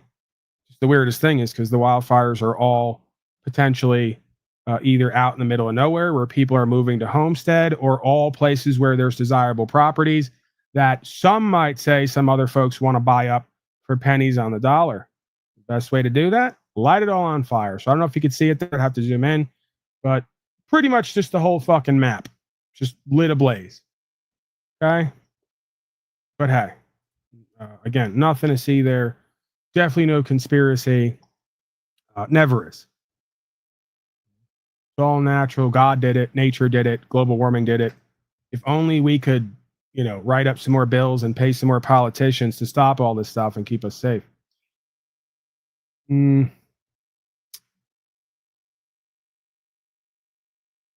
Okay. This is good. It's good for a legal society, good for slavery. Clarifying claims that cheating after signing marriage papers will be illegal in 2026. So now you're going to go to prison because this is so apropos and entertaining to me, because literally last broadcast I said the government would regulate your ability to be sexual and have interactions if it could. Well, now it is, as of a couple days ago. So I'm living in some weird Truman show here where I talk about shit and then it starts to happen all around me. Like, I talk about it, I focus on it, then I start to see it everywhere, and it starts to become abundantly clear. Something bigger is going on here, as some have said. I don't know what that is. Fine line between synchronicity and schizophrenia, though. I will say that. All right, I'm all over the place here. There it is. A hard cutout has two people signifying, a woman and a man, from left to right. In May 2025, posts circulated online claiming that cheating on your spouse after signing marriage papers would be illegal in 2026. Okay, so look into that, because this article is potentially spurious. So keep me honest. Anything that I report on here, observe and report on, I want you to look it up, read it. If there's some discrepancies, email me. You'll see up top, there's links to contribute and support to the broadcast. There's also email. Okay, so if I ever cover a story here and it's not correct, I didn't get it right, so to speak, give me some feedback so that I could correct the record. Because as we know, fake news is abundant at this time on all sides, all places, all times. School toilet cameras turned off after concerns. You don't say. A secondary school has switched off CCTV cameras in toilet areas within days of them being installed after concerns were raised by parents. One of the beings told parents on Tuesday that the cameras were being set up to address antisocial behavior and vandalism. Yeah, private property pretty much ruled out, if you ask the legal system, and privacy in general pretty much ruled out, if you ask the technocrats. So parents somehow concerned that their children can't go to the bathroom and not be videotaped. A lot of these parents, very selfish, not really interested in safety, and creating the proper safe space environment for these children. Okay. Inside Johatsu, the chilling Japanese phenomenon where people vanish without a trace.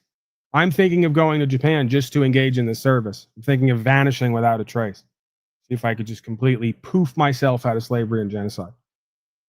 Every year in Japan, thousands of people disappear without a warning, a phenomenon known as Johatsu, meaning evaporation. These individuals deliberately abandon their families, homes, and identities, seeking a fresh start in complete anonymity, driven by immense social pressure, personal shame, or emotional trauma. Yeah, it's pretty much all three and more. So that lines up. Those who become Johatsu often feel trapped. Crushing debt and abusive relationships to intense expectations of Japan's work culture. The reasons for vanishing vary, but the goal is the same: escape. Interesting. So they have a service in Japan that is legal where you can vanish without a trace. I have to look into that. Can we get that here? I'm going to call Donnie up. I'm going to call Jack up and get him to call Donnie and see if he can ask Donnie if we can get a little Johatsu here for statism, collectivism, slavery, and genocide. We could use it, people. All right. We got a decade after losing her sight, a BC woman can see again through her tooth. Fun times we're living in. After 10 years without sight, a Victoria, BC woman saw her partner's face and her dog's wagging tail this year for a very first time, thanks to a tooth surgically implanted into her eye socket.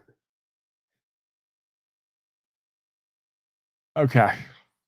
Gail Lane, 75, was one of 3 Canadians to undergo the rare tooth in the eye surgery. Wow, they're very creative with that terminology. Tooth in eye surgery. Technically called osteoodonto keratoprosthesis in February.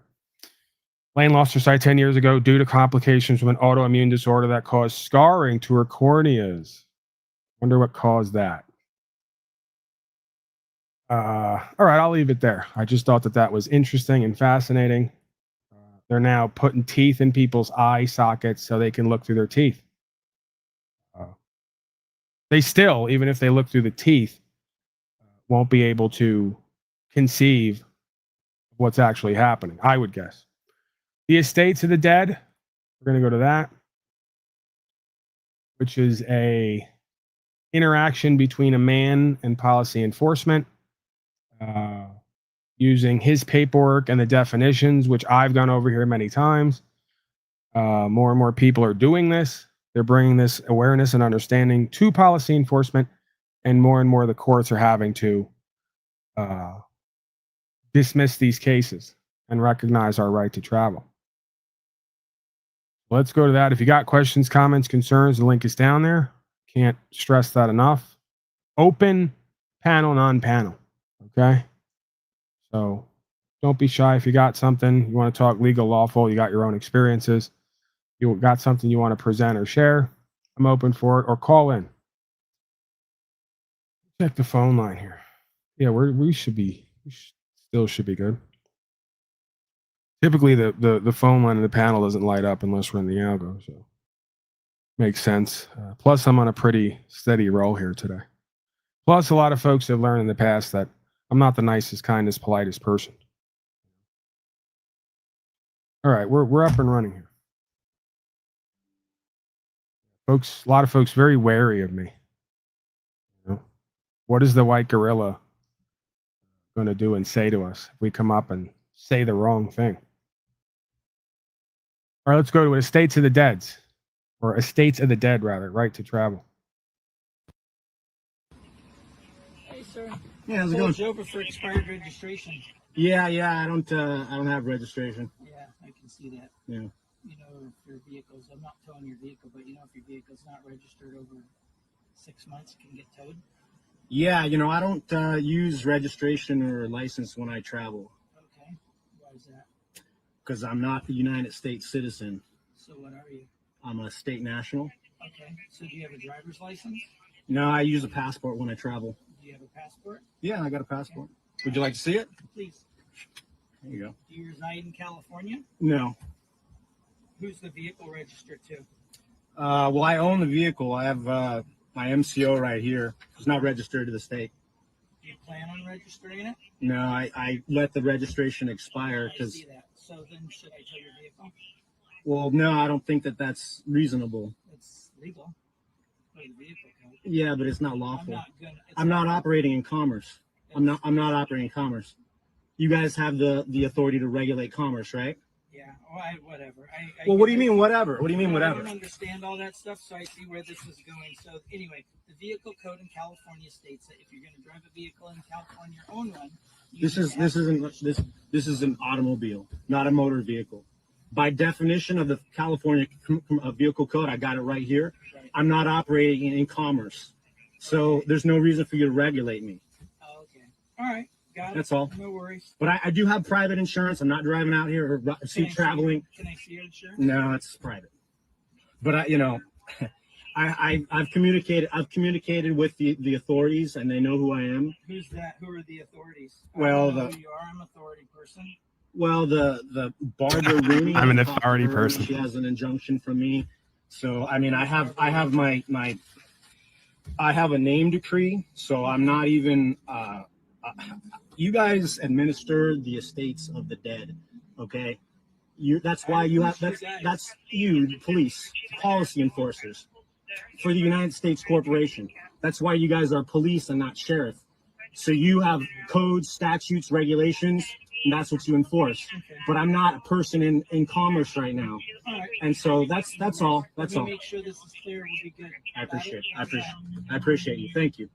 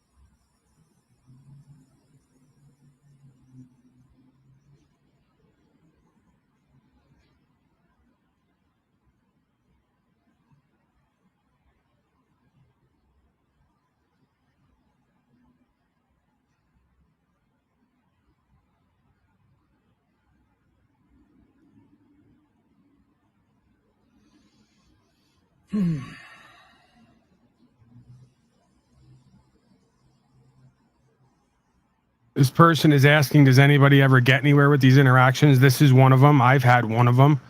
Many folks have had interactions where they quote unquote get somewhere. Part of getting somewhere is having to push back and test and challenge these people on the fact that the policy enforcement doesn't know the law on the ground. My videos, you can see they admit over and over again they don't know the law. They say, I'm not law student. I don't know the law. Take it up with the judge at court. I'm just doing my job and following my training procedures. So it wouldn't matter if we didn't get anywhere. The only way to get somewhere is by bringing the reality to their face and making them aware of what this is.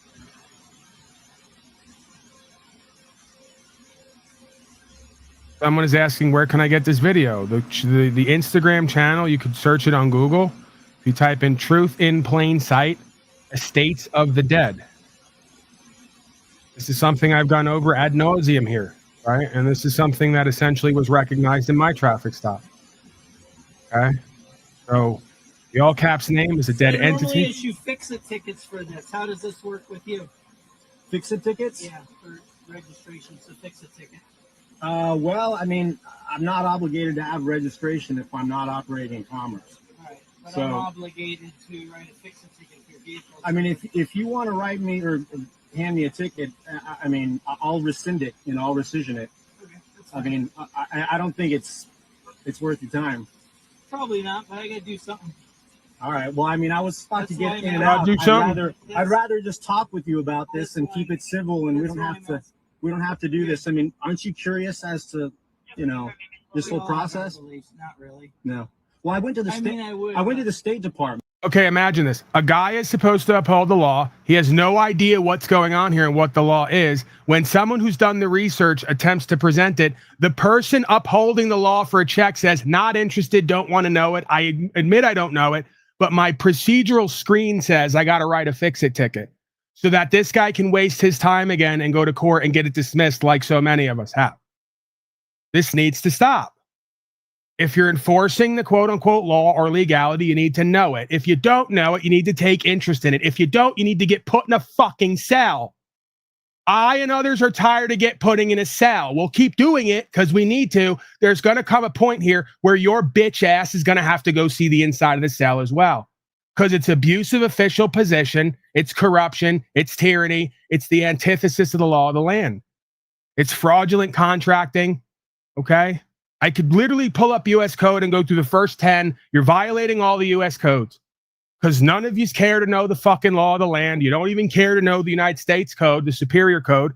And the point for superior code is checks and balances on the states and the cities who want to be unconstitutional, in quotes, because we know where I stand on that constitutional contract that's been amended ad infinitum to create the presumption and assumption that a public safety clause could bring in a bunch of public servants to regulate everybody's movement under the commerce clause, right? To create an air of safety. They're abusing and misusing their official position and what those codes and amendments are in there for.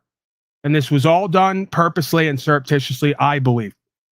Okay, this isn't an accident. This is a corporate fucking takeover by a foreign nation or group of nation states on a country that would have been uncontrollable and uncorruptible had it stuck to its original mission statement. Okay? This is why it's called the District of Columbia. Anyone ever wonder why where the corporation is incorporated and headed is in another corporation that doesn't exist on the land known as the District of Columbia?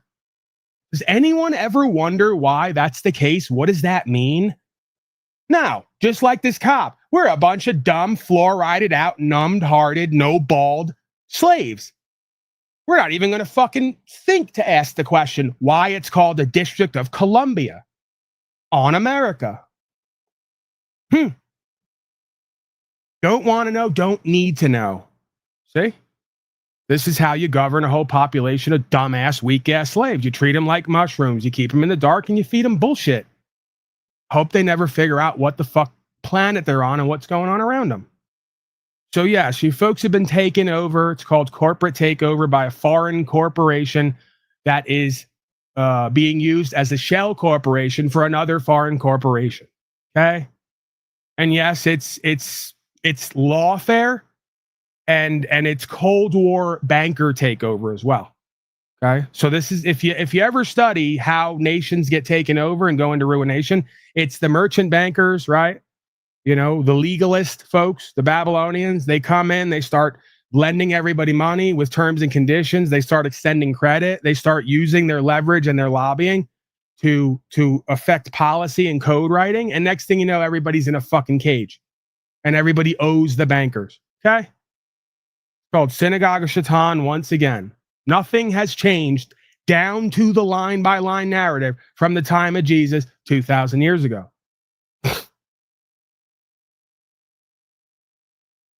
And you I have a passport, so you live in the United States. You have to believe in some laws, right? Well, sure, I believe in law. Yeah.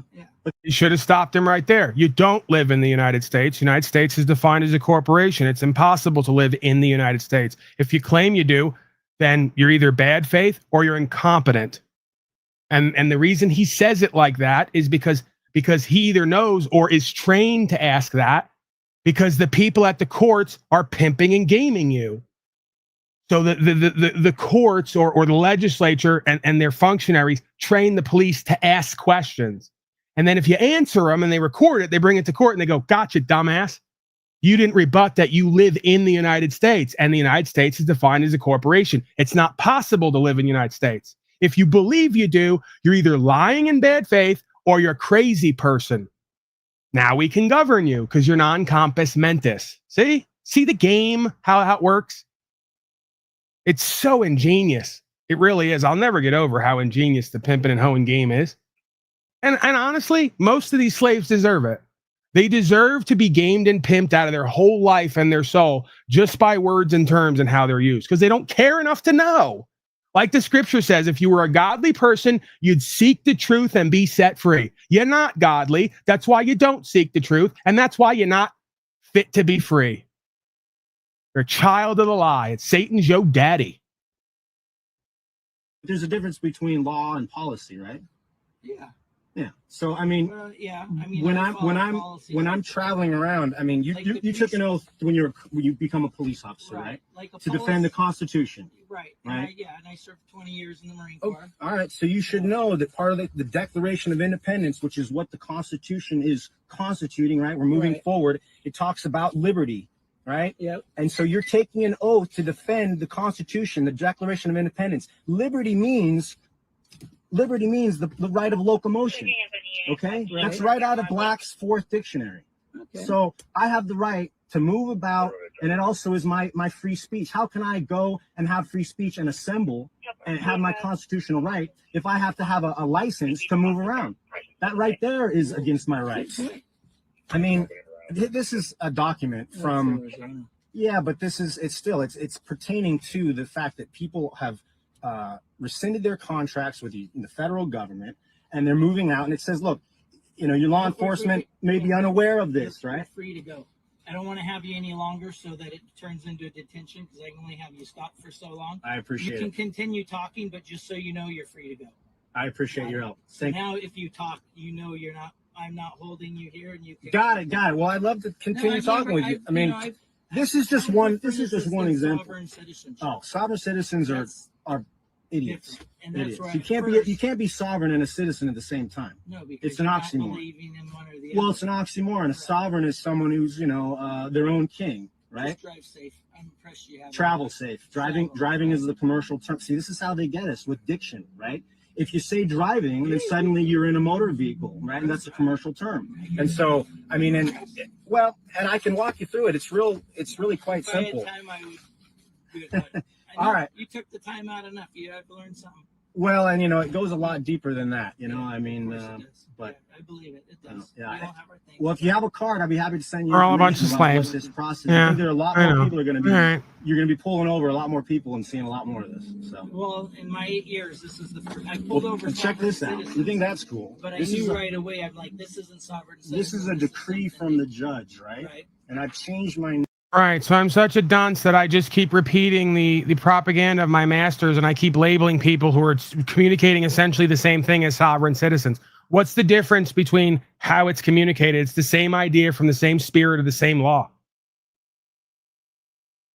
It's just but this is what you're dealing with, you know. Again, the majority of police forces, I hate to break it to you guys, if you're out there and you do this job, they're screening for people hovering around 100 IQ, where you folks aren't exactly the greatest in making connections, especially if they're not directly in your face. Literally, we could put it directly in your face, and we'd be lucky if you could make the fucking connection. So many of you are not very bright people. Okay, so you get trained like an animal, and you just continue to do and say the same shit over and over again, you know. What's the difference between a sovereign citizen and this guy? They're both claiming a right to travel. Everyone has the right to travel. Your corporation's there to regulate commercial activity. We're not in commercial activity.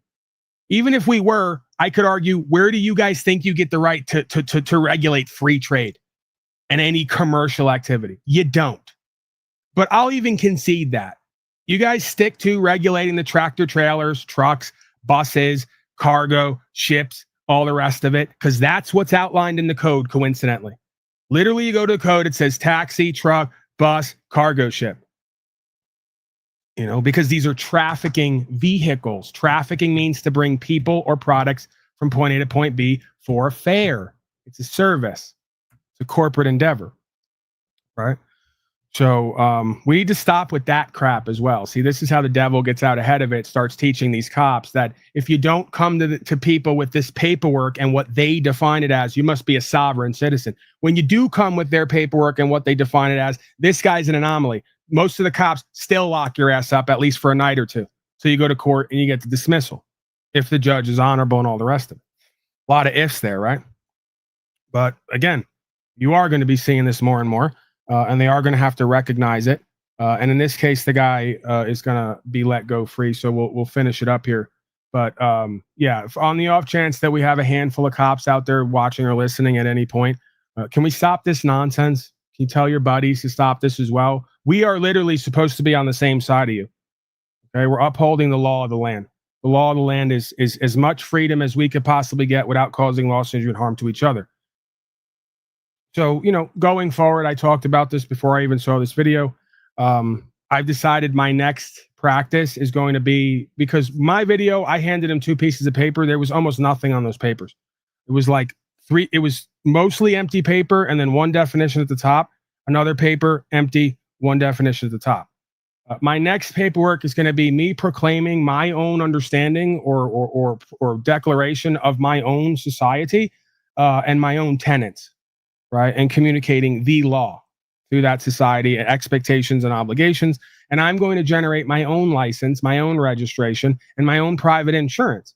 Because obviously this guy went to read the code just like I did. I pulled it up 2 weeks ago. Oregon state statute has a clause you can privately insure because it's common law. It's common sense. Why would I have to pay a corporation to engage in a function that I could cover myself? All I would have to do is create a bond. The bond is essentially declaring that in the event of some at-fault accident, I will compensate up to the state required minimum, which I think is $5,000, you know, which and you could argue is somewhat reasonable. I would still argue it's not as free as we should be or could be, because you don't get to decide that freedom is unsafe. So then everyone's got to have 5,000 sitting in the bank in order to move their property around. We move our property around responsibly and with accountability, taking the risk and knowing that accidents happen and things could go bad. And that's just, you know, one of the risks of moving about in the world or in life, right? You get no guarantees on that, you know. But again, you got a whole society of candy asses and pansies who live in fear all day, every day, and know nothing about God and faith and accountability and responsibility and self-sustainability. So they think we're going to live in a free country, but we're going to govern every piece of the outside world to where when any accident happens, we all get an automatic check. Isn't that cute and nice and cuddly? But that's not the real world, and that's not true freedom, and that's not self-governance. Because again, you have to go to big corporations who are united with supposed government, which is also a corporation, who are going to ask you to pay monthly for a service you may never use. Okay, that's definitely not freedom. But again, I may not specify 5,000, you know, I could.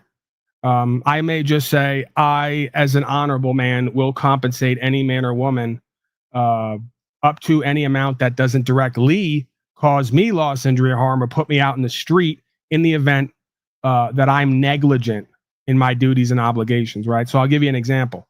If I run a fucking red light and I run into somebody, that's not an accident. That's me being negligent, right? Not holding to the proper process and procedure of moving along the roadway, you know, and avoiding loss, injury, and harm. So if I get drunk, I get behind the wheel, I run through a red light and hit somebody, I'm completely at fault. I'm negligent. I've done it wrong. I have to compensate. What I don't have to do is pay a corporation to back me as a surety in the event of, and pay when the event hasn't happened, right? So for all you folks out there, if you don't want to do no license and registration, here's my point. Let's make this beneficial for me. Since everyone else wants to like sell products and bullshit services, I give away everything for free. I don't ask for anything. You folks, if you need me to, I'll bring up whatever state you are, call in. I'll bring up your statute, policy, and code that you all think is law, and I'll save you $200 a month. You send me half of that a month. I'll do that 10 times with 10 people, and you know we can call it a day, right? You're getting the best of the bargain. You get to be a little bit more freer, not pay big corporations, engage in fascism, still be covered legally because you guys got a lot of legal fetishes, and you know I can make a living non-living, right, so to speak. So there's my service for you, you know, and of course it's kind of tongue in cheek. I don't require anything from anybody, but if you have this and you don't want to pay it anymore and you still want to be legal, not lawful, legal, we can work on private insurance through declaration and bond. It's like 3 lines and a signature. And then if you ever get hauled into court, you just present that. And again, you're in compliance, even if you're not in compliance. So that'll save you 150, 200 or more a month. And then, you know, even a quarter of that, 1/5 of that, 1/10 of that, send it this way. You know, that's not grifting. That's reasonable. If we're co-creating here and we're a community and I'm saving you money and helping you to walk out of fascism just a little bit, that's valuable. That's worthy. So we all contribute back, right? Value for value. Speaking of which, I'm going to thank Julian because it's a perfect time. Thank you, Julian Barbary. He says, thanks, Paul. Thank you for your contributions and various forms of support. And more importantly, Julian Barbary, thank you for taking an interest in yourself and your rights and the law and your community and not cooperating and complying and exercising your rights and going to court and getting the experience, getting more and more experience till you master yourself and this process and be an example for others, okay? And you will replicate what we do here, wherever you are, and so on and so forth. And the beat moves on, right? The beat goes on, as they say. All right, we're almost done. Name from all caps, right, to a proper stylization. Okay. I'm going to ask this person, you're scrolling in my chat, you're all capsing, you're calling me names and all the rest of it. Get the fuck up here or I'm throwing you the fuck out. You're not going to correct me. You're not going to tell me how to speak. You're the dumbass here. Shut up and sit back and listen, right? Or be productive in the conversation or the interaction, or you get thrown the fuck out of here. Okay? Big man from a chat box. Fascism is defined by Mussolini himself as the merger of state and corporate powers. You're the dishonest faggot, as you call me. Okay? Stop projecting. Another irrational tard who before was accusing me of being in bed with the Jews. 4/5 of the folks who come here, if they're not statist, collectivist, slaved out cowards, they're a bunch of conspiratards who type in all caps and don't know what world they're in. Don't know what language we're using. Think they're in the know. They need to be medicated. That's the bottom line. Thoughts on any of that, folks? You sound like a Mossad Fed bot. We'll see you later. See you later. You're the guy at the party who even makes Paul Enslaved cringe and somewhat, you know, look around the room for where the exit is. Usually I'm that guy in every room. I'm the guy making people cringe, making people think, presuming I'm crazy because what I'm saying seems unbelievable or nonsensical till you go look it up, right? You've taken the cake here. So just an hour ago, I was doing a bit on the dancing Israelis and all the rest of it. You're going to sit here and tell me I'm a Mossad agent. Because you're another crackhead who everywhere you go, you see the same thing regardless of what's shown. Another tribalist. No shortage of them in the world or here. That's for sure. And now this has to do with when you're born, they create a trust in your all caps name. Right. And then they basically trick everybody, or we all assume that as our identity. That's why every government paper you've ever had or any bills that come to your house, they're all in your all caps name. But that's not you. You're actually this name. Right. And the reason why you can't give me a ticket, except for something in my all caps name, is because at the highest levels, you guys are administering the estates and the trusts of everyone. Check it out. Wow. And when you change your name, I'm out of the system now. I can no longer be administered by the. That's another reason I believe why my court cases never go anywhere. And the last time I was locked up, this happened twice already. They brought the feds in DHS one time, and the last time I was locked up a year ago, that was also dismissed. The guy was on the phone going, "What do you mean?" I couldn't hear all of it. I was getting bits and pieces because he was off to the side of the cell. I could kind of see him out the crack. I could hear every other word or so, but it was kind of difficult to pick up on the whole message. But I could hear like stuff like him. I could see him on the phone, and I could hear him saying, "What do you mean? He's got history of this, this, and this. Colorado, he never went to court. This cop went through my NCIS records, and he shit his pants because he saw a whole bunch of fucking arrests. Half of them I never went to court, and the warrants were quashed, and the other half were dismissals. You know, just like them ex-government agents from Wales who were on my ass. They went to look up my background, and they shit their pants. And they think I'm the crazy lunatic person who doesn't know what I'm talking about, who something needs to be done to me.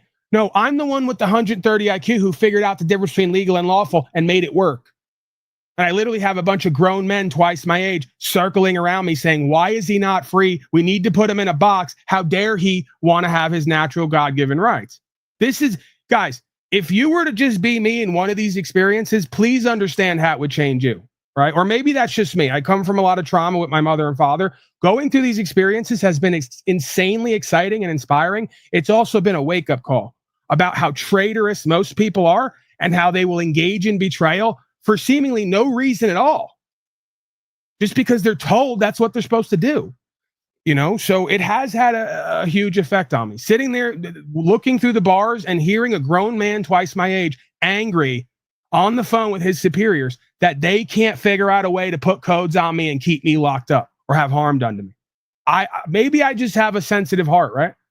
But this shit is beyond despicable and sickening, right? And it's only because I've been redeemed with this God's law and truth and been set free over and over again that I can maintain any air of confidence or authority in what I do.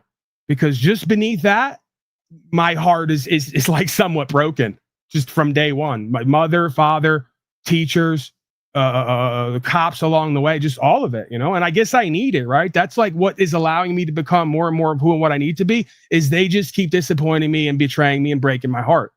And I keep having to go to God and the truth, you know, and repentance for what I'm doing and being and not doing and being on the negative side, right? And surrendering that in faith.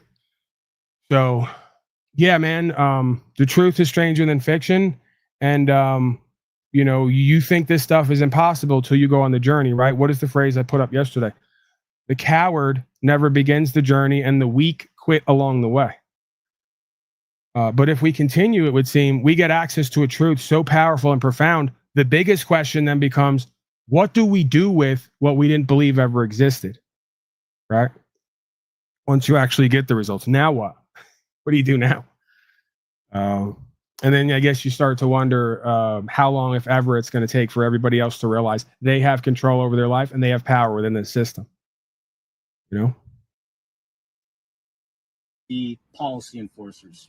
Because it's all, the public is the dead. I'm gonna check it out. It's quite fascinating. Anyway. Have a good night. Have a wonderful day. I'm All gonna right. get some Thanks for your food. cooperation. Well, dude, you guys do a really dangerous job, and I really appreciate everything you do. With the way that the nation's going right now, I mean, all right, brother. I appreciate you so much. All right. Thank you. All right. I'll do the thing they always accuse me of, being egotistical, narcissistic, and prideful. He said about 5 things in there that were exactly what I said to the officer that stopped me. I would suggest this guy has seen my traffic stop, was inspired to do this, and you could argue did it better than I did it. because he didn't give all the extra conversation about Bitcoin, this, that, and the third. He did say the same thing I said when it came to the times we're facing with this nation. But he literally went to the code, did the extra work, pulled it all up. I just said it to the cop. I didn't have as much as it seemed. When people were watching me, I realized later, people were coming and going, we need your paperwork. I go, sorry to tell you, there was like 2 definitions on that paperwork. You know, and it was like a Supreme Court decision and a definition of automobile or something like that, you know. But this guy seemed to have a binder. He seemed to have a lot of definitions. He had a look about him and an air about him of authority, which I think allowed it to be pulled off more seamlessly, you know. But yeah, man, for when people come here and say to me, you don't do nothing, you don't have no influence, I would bet anything. I'd like to get in touch with that guy just to ask him. I'd bet anything that guy and others have seen that video I've done, and they've now taken it on themselves to do what's true and what's right.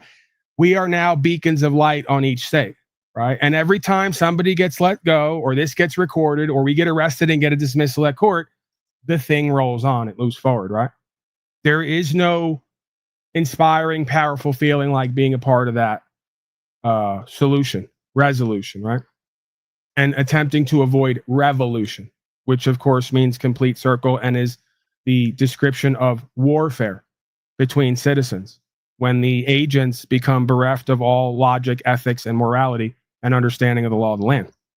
So shout out to you. Salute to that guy. He's doing the work, arguably an even more simple and better, less animated stop than mine. You know, straight to the point. See you later. And we're covered by all their legalities, right? I try to come at this most of the time from common law, right? I try to speak to people's heart as a man or a woman. You know, I don't try to cajole them with legal process and procedure, but that might be my mistake. Because if you can point out legally where you're sound and correlate that to common sense and a common core experience between men and women, they might be a bit more likely to listen to what you're saying and question themselves, theoretically, right? But again, I contend if we have to go to legal process and procedure to have the law upheld, then the people upholding the law are not where they need to be.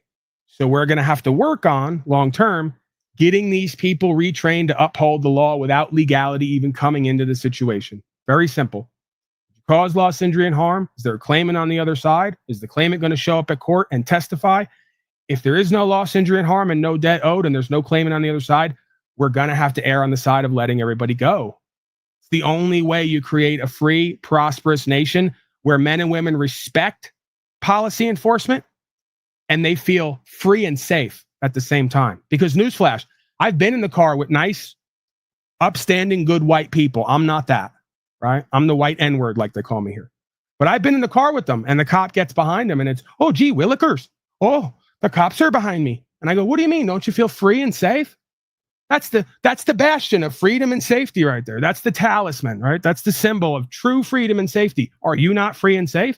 These are people who don't even do anything illegal. They have licenses, registration, insurance, plates. They suck dick for a living in the system, pay the slave tax. Cop gets behind them. They're shook to death. That's not a good look, people.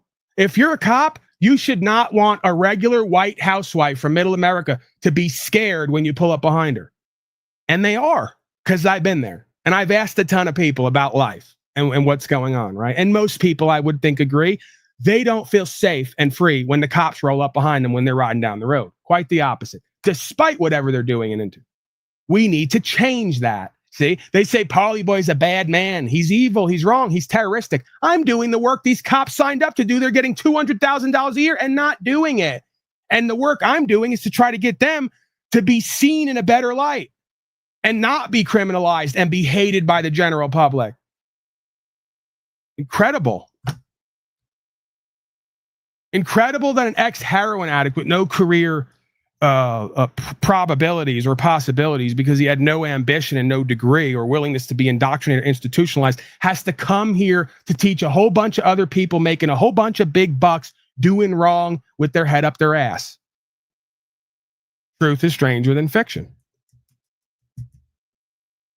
This is exactly why the founders said, a man or woman who refuses to take an active role in their governance will be enslaved, right? And this is taking an active role in our governance, self-governance. Plain and simple, Jojo writes. Ideally, every race would feel safe and free. Of course, sir, I don't believe in the idea of race. It's a human race, and we're all different shades of color of the same race. Okay? So, oddly enough, usually with different races of beings, you can't procreate with each other. Like, I can't go fuck a pig and give birth to a pig baby. Maybe I could. Maybe I might. If I can't fuck that robot baby that's going to give birth to my baby, I might have to fuck a pig. See how that goes. Okay, but yes, we get it. We're all a human race. We're all different shades.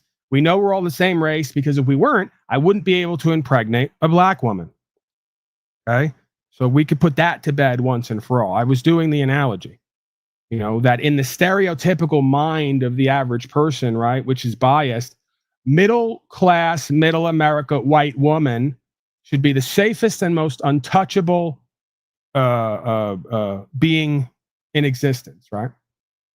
Again, I'm not, you know, that's a bit non-bit. Ultimately, everyone, like you said, should feel safe to move down the road and travel freely if they're not causing loss, injury, and harm, and they've paid their debts. They have no outstanding contracts in slavery.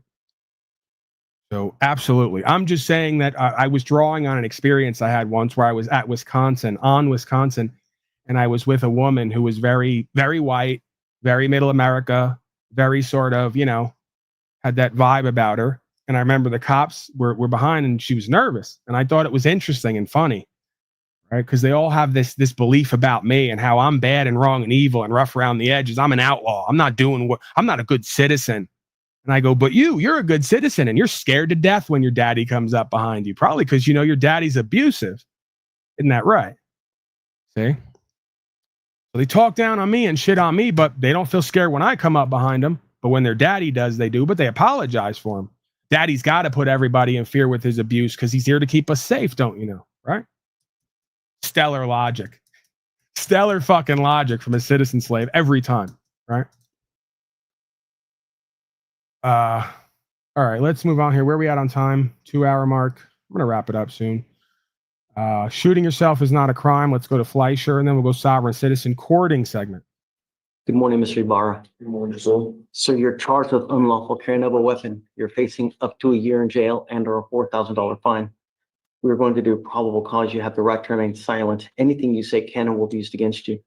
You have the right to have an attorney present. If you cannot afford one will be appointed to you, sir. Judge, this is a under 21 UCW. I can still read you the facts if you would like. Okay. On March 3rd, 2025, an officer was dispatched to a shooting. The officer found the defendant in a back alleyway with a gunshot wound to his leg. The defendant had a mesh backpack in his possession at the time and was able to see that there was a black handgun inside. The caliber of the handgun matched shell casings located on the ground next to the defendant. The defendant stated that he shot the gun in self-defense at 3 black males who shot at him. Those suspects fled the scene after officers' arrival. The defendant was transported to Ben Taub Hospital, where the defendant was being treated for the gunshot wound to his left femur. The defendant admitted to being in the 114th Street Bounty Hunters gang and is 18 years old. Okay, so was it made that, did he shoot himself or do we know that someone else shot? We do not know. We know that the casings on scene match the caliber of the handgun that he had, but we don't know if he had shot himself and he stated he was being shot at by other people as well. So it's unclear. So the only allegation is that he's underage, essentially. Okay. Mr. Ibarra, I'm going to find that there's no probable cause to go forward in your case. You need to be very careful. You get but one life. You know, God forbid something happens where you have a gun and you use it, and then you end up getting charged with something. You've gotten shot in the leg now. I mean, luckily it's not somewhere else. It could be life ending. Sure. When you hang with dogs or when you're bad places in the middle of the night, really, do something with your life. Get into school, graduate, get some knowledge. So take a seat from me. So Fleischer, interesting with Fleischer as well is I've seen this, and again, you know me, I will sort of take this knowledge of the quantum field And I will accept at times that there's a possibility that either Fleischer heard me or someone like me doing what we do and has potentially altered his approach. Because I've seen a whole bunch of videos from Fleischer where he started to grow his hair out and get a beard. He's kind of a bit more rough around the edges. He's throwing cases out left and right, saying there's no probable cause. So either he's seen me or someone else that do what we do, or he's feeling the same universal tug and movement and momentum. Maybe a little bit of both, right? He's feeling a universal push, pull, tug kind of spiritual awakening happen in certain ways. And then he's watching and listening to people online comment on him and his experiences. And he and others are probably starting to realize more and more this whole courting thing is just nonsense. It's a joke. It's all made up. It's not real, especially in the cases of no loss, injury, and harm. In the cases of loss, injury, and harm, who are you to decide how long someone's going to sit in a box?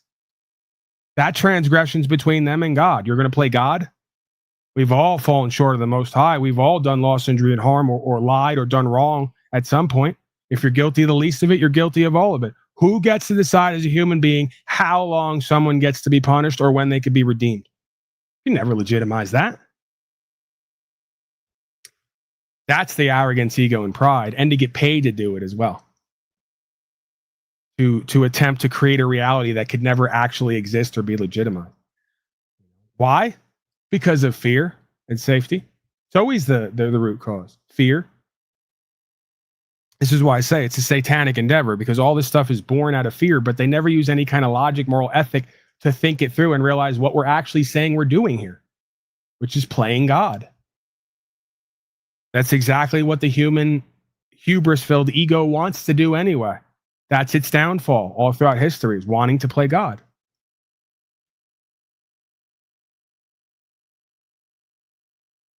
All right. We got OTW made a video about Paul Unslaved. We could go over it. I'm not really in the mood to. We've had enough me. Like, it's me here. I've done all the talking here today, and I don't really know if I want to hear or watch a video about me. It's kind of too much me at this point. I'm sure the audience can agree as well. Even though they're here, they're like, it's a lot of you. Even if it's every 4 days, you're a lot. You're kind of a lot.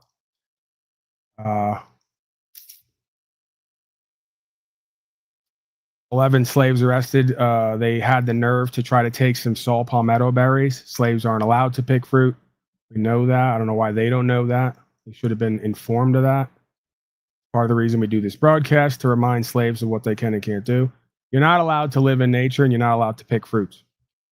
Those are God's fruits, and since God's not here right now, U.S. corporation is going to be standing in for God, and U.S. corporation has decided with policy and code that nature's outlawed. And if it's inlawed, slavey, no touchy. You only get from nature what U.S. corporation picks and hands to you. After, of course, it washes it, x-rays it, sprays it down with chemicals for safety, and make sure that whatever you get is poisoned enough to expedite your existence here a little bit, just a little bit more expeditious departure from this realm. For safety, of course, always for safety. I got to get that in my head. I don't know why I always have a hard time with that. Judge destroys sovereign citizen in courtroom meltdown. Then I'm out of here, I think. Final call. Questions, comments, concerns. Hit the link. If it doesn't click, if it's not clickable, type it in. Don't be a lazy slave all your life. Show some fucking effort here, people. Cage Creature, you got anything? Cage Creature once, twice, 3 times a lady. And we're out. Okay. Don't say I didn't try. Tried in the beginning, trying toward the end. This person on the device just labeled Mac. Would you be Stephen Smith? My Christian appellate name is capital S, lowercase TEPEHEN, capital S, lowercase MITH. Okay, so that would be a yes. Thank you. Slave him up. Deputy Sims. Now calling 24W003208A, the Township of Ypsilanti versus Stephen Cameron Nigel Smith. Deputy Sims, state your name for the record. Deputy Sims. Thank you. Okay, and Mr. Smith, you've already stated and spelled your name out. Thank you. Today is the date and time set for an informal hearing in this matter. What I have is a citation issued November 17th, 2024, that charges that on or about that date you did operate a motor vehicle on Holmes Road at or near Ford Boulevard. And when you were pulled over, you failed to disclose to the officer that you had a concealed pistol and a CPL. Looks like you were also cited for having a window tint. I don't have that citation, which presumably means that it was paid. So, again, this is a civil infraction. There is no criminal penalty associated with this, no jail time, no probation. There is, however, a fine. Before we get started, Deputy Sims, was there anything that you wanted to say? No, ma'am, I'm ready to proceed. Mr. Smith. Sovereign citizens are once again confusing paperwork magic for actual law. Meanwhile, the host is already sharpening his scalpel for the upcoming dissection. As you have likely heard already, AI you have three basic options when it comes to this citation, and these are your three options. You can accept responsibility, that is basically admit that you did not disclose per MCL 28.425F that you had a license to carry a concealed pistol and that you did not present that immediately to the peace officer when you were pulled over. You can accept responsibility with an explanation, so the court can take into consideration any mitigating factors and potentially lessen or eliminate the fine. Finally, you can deny responsibility, that is, deny that you failed to disclose your CPL immediately, at which point we will proceed to the informal hearing. I will swear in both sides, take testimony, and make a decision based on preponderance of the evidence. Which of those three options are you going with? We meet Stephen Smith, who brilliantly claims his name only exists in capital and lowercase letters. Despite having a driver's license and a concealed carry permit, he insists on playing sovereign citizen games, as if redefining his name somehow erases state statutes. The court, with practiced patience, lays out his charges and his three painfully simple options. Spoiler, simplicity isn't in his vocabulary.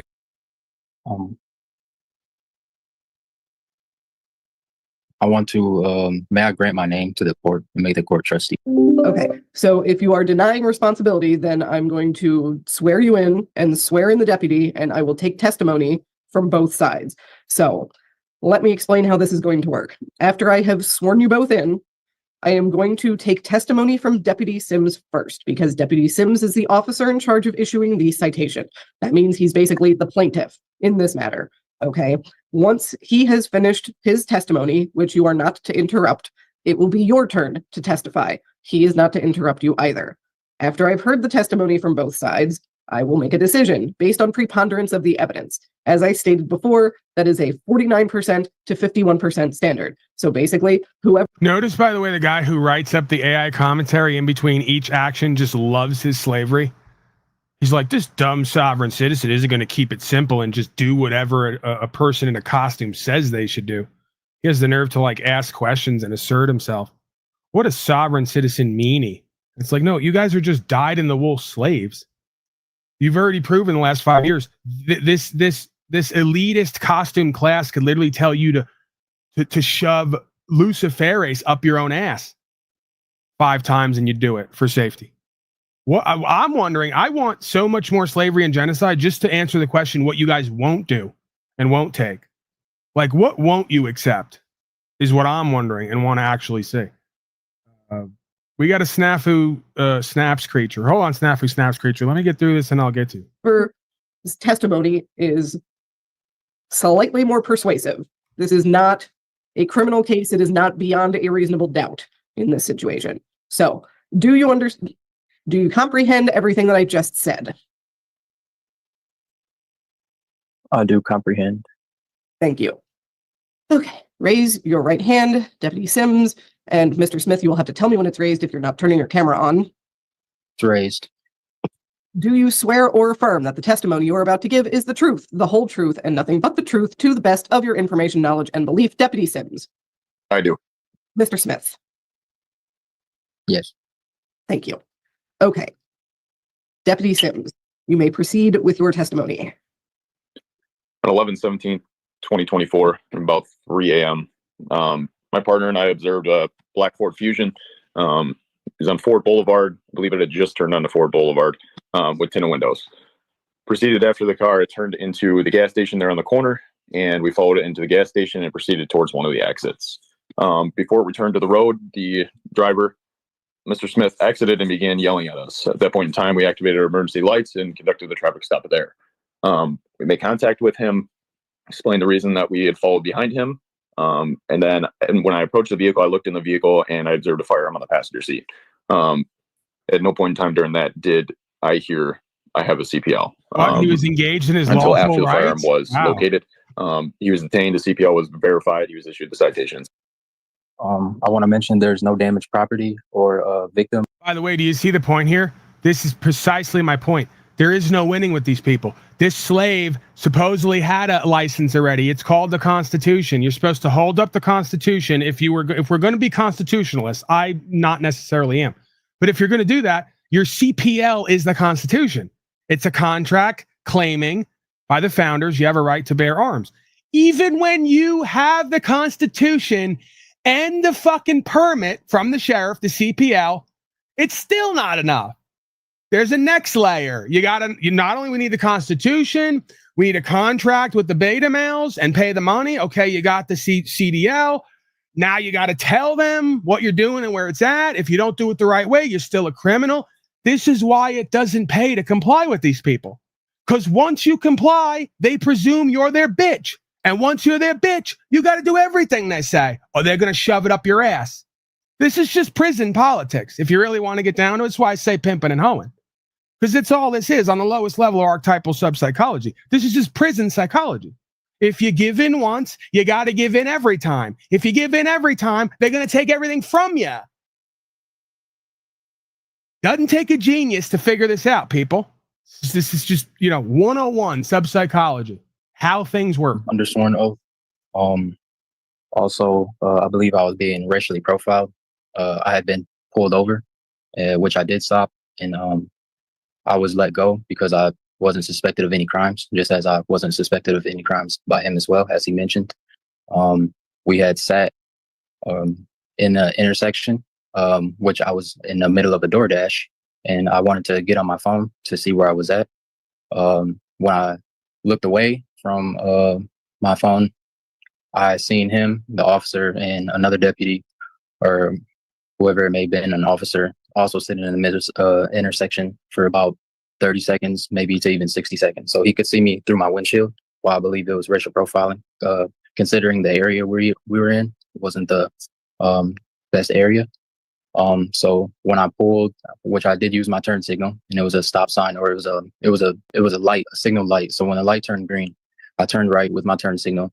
I also turn signaled into the gas station, which I was going to stop to check my phone because, like I told the officer that had pulled me over 10 minutes before, which I'm sure he heard on the radio call, I was door dashing, which I had admitted to both of the officers. He called another officer in response to what he calls me pulling myself over. He never admitted to pulling me over. He said I pulled myself over. I got out the car to explain myself that I was door dashing and that I felt like I was being harassed because I was just previously pulled over. I did not have a firearm on person, and he didn't have a reason to suspect me of any crimes or try to search my vehicle. I was illegally searched on person without my disclosure. I told him I don't consent to any searches, and they were digging in my pockets. I have a legal... Deputy Sims steps in, calmly dismantling Smith's defense before it even starts. The officer spotted a legal tint, followed Smith to a gas station, and observed a firearm sitting like a ticking time bomb on the passenger seat. No disclosure. No attempt to present his concealed carry. Okay. I don't even know if I'm going to be able to get through this. I might have to skip till the end. It's not only is the slavery so thick, the air's so thick with slavery in this courtroom, this commentary is just so fucking disingenuous and just emblematic of slave mind. The firearm was sitting on the passenger seat. Every time I do an impression now, it's got like an air of Trump in it because that's my latest impression. My chief of staff came to me. They said, "Sir, the gun was sitting on the passenger seat like a ticking time bomb." The gun's not sitting anywhere like a ticking time bomb. That's not how guns work. Someone go get the leftist, collectivist, but beta male slave and let him know you can leave a gun on a table for 1,000 years and it ain't going to harm nobody. Okay? Sitting there like a ticking time bomb. This is what the legal scum do at court. You know, they fashion themselves artists, state actors, right? They get on stage and they start, Your Honor, the gun was on the seat like a ticking time bomb. And they put on the greatest performance ever. And it's all just based in bullshit and feelings, right? Just like a hoe. Talking all this high power shit based on how it's going to make everybody feel. Let's get down to the facts and what actually happened, right? Yeah, I don't know. Let's just. I can't handle it. Let's get to the end here. That's just I got a snafu creature in the back anyway. As we all know, that takes priority over everything. God knows why, because I'm a complete asshole. That's why. As the person with the CPL to immediately disclose that you had a CPL and that there was a weapon in the vehicle. So you are being found responsible. Again, this is a civil infraction for a first offense. There's a fine here of $500, and your license to carry concealed is being suspended for 6 months. Ooh. Now, I'm done. No, I want to hear what it. I am going to say is, I'm at war with myself. Am I done, or do I want to hear the rest of it? I can't help myself. I'm sickened. I want to leave, but I got to hear him. I got to hear I just take it deep, right? That's the fetish in me. The fetish for slavery and genocide goes, oh, I'm disgusted, I want to leave, but how deep can he take it? that you do have the right to appeal my decision as the magistrate. If you do so within the next 7 days, the case will be reheard by the judge. So how do I appeal? You would have to either consult with an attorney or you can talk to the clerks about getting the paperwork. I cannot give you legal advice. Let's appeal. Because I wasn't, as he stated before. Sorry. Let's beg more. We're now in a time in history where a fat cow gets to sit on a fucking bench and put a costume on and tell a man he can't have his rights for 6 months. Doesn't that feel good? Doesn't that feel safe? One in the chat if you feel safe right now. This one instance right here is emblematic of the whole time in history we live in right now. Just flipping the script on its head on every level if you let it be. And you bitch-ass slaves are still going to show up like this punk and pay to try to get your rights back and beg and suck feet.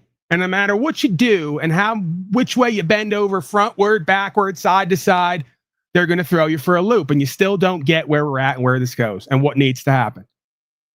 And no, you don't have to be angry and combative. Don't show up to court like I do this broadcast. I wouldn't, and I don't. Simple 3 lines on paper, let it ride. They're going to do whatever they're going to do. Stop cooperating and complying. There's no getting out of this. Quite frankly, I don't respect you, and this fat cow doesn't respect you. That's why we all keep treating you the way we do. I keep abusing you slaves by telling you the truth and pointing out you're a cowardly slave, and this fat cow keeps locking you up, taking your rights, and pushing papers on you. Because we're both dying for the day where you're going to grab your fucking nutsack and decide to be a fucking man for once in your life. God forbid. Not today, not yesterday, though. Right? Isn't that the reality? Not today, not yesterday. Watson. Snafu Snaps creature. Representative of the strike team. Mr. Journalist. Whistle deep throater. Blower, but you know, we could work with that, but you know, yeah. There's so many things Snaps is doing. So many fucking crew members. Okay. Strike team activated. Yes. He's ratting people out online, getting people arrested. He does it all, this kid. God Country Nation.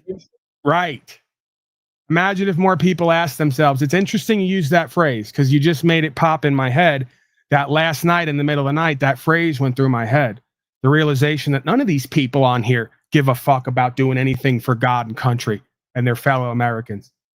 They're beyond despicable. If they're not, they're beyond despicable.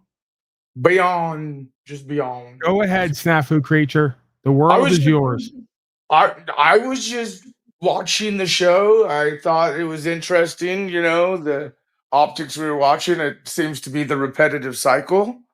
Yeah, that's about it. I sent Data some information. We've been busy doing some investigative journalism.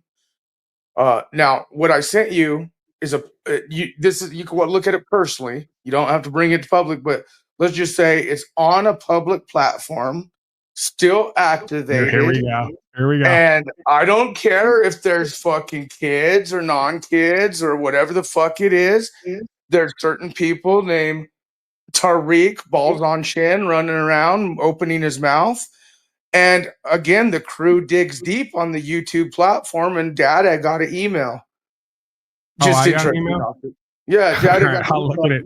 Just I'll look when interesting I get off optics, here. data. The internet is full of odd optics. Okay, so let me answer this for JoJo, because it's like part of the live stream is we have to loop ad infinitum on the important stuff, because there's always new people. There's always new people. You see, part of pimping is there's always hoes coming, hoes going, right? I'll give it to you like that.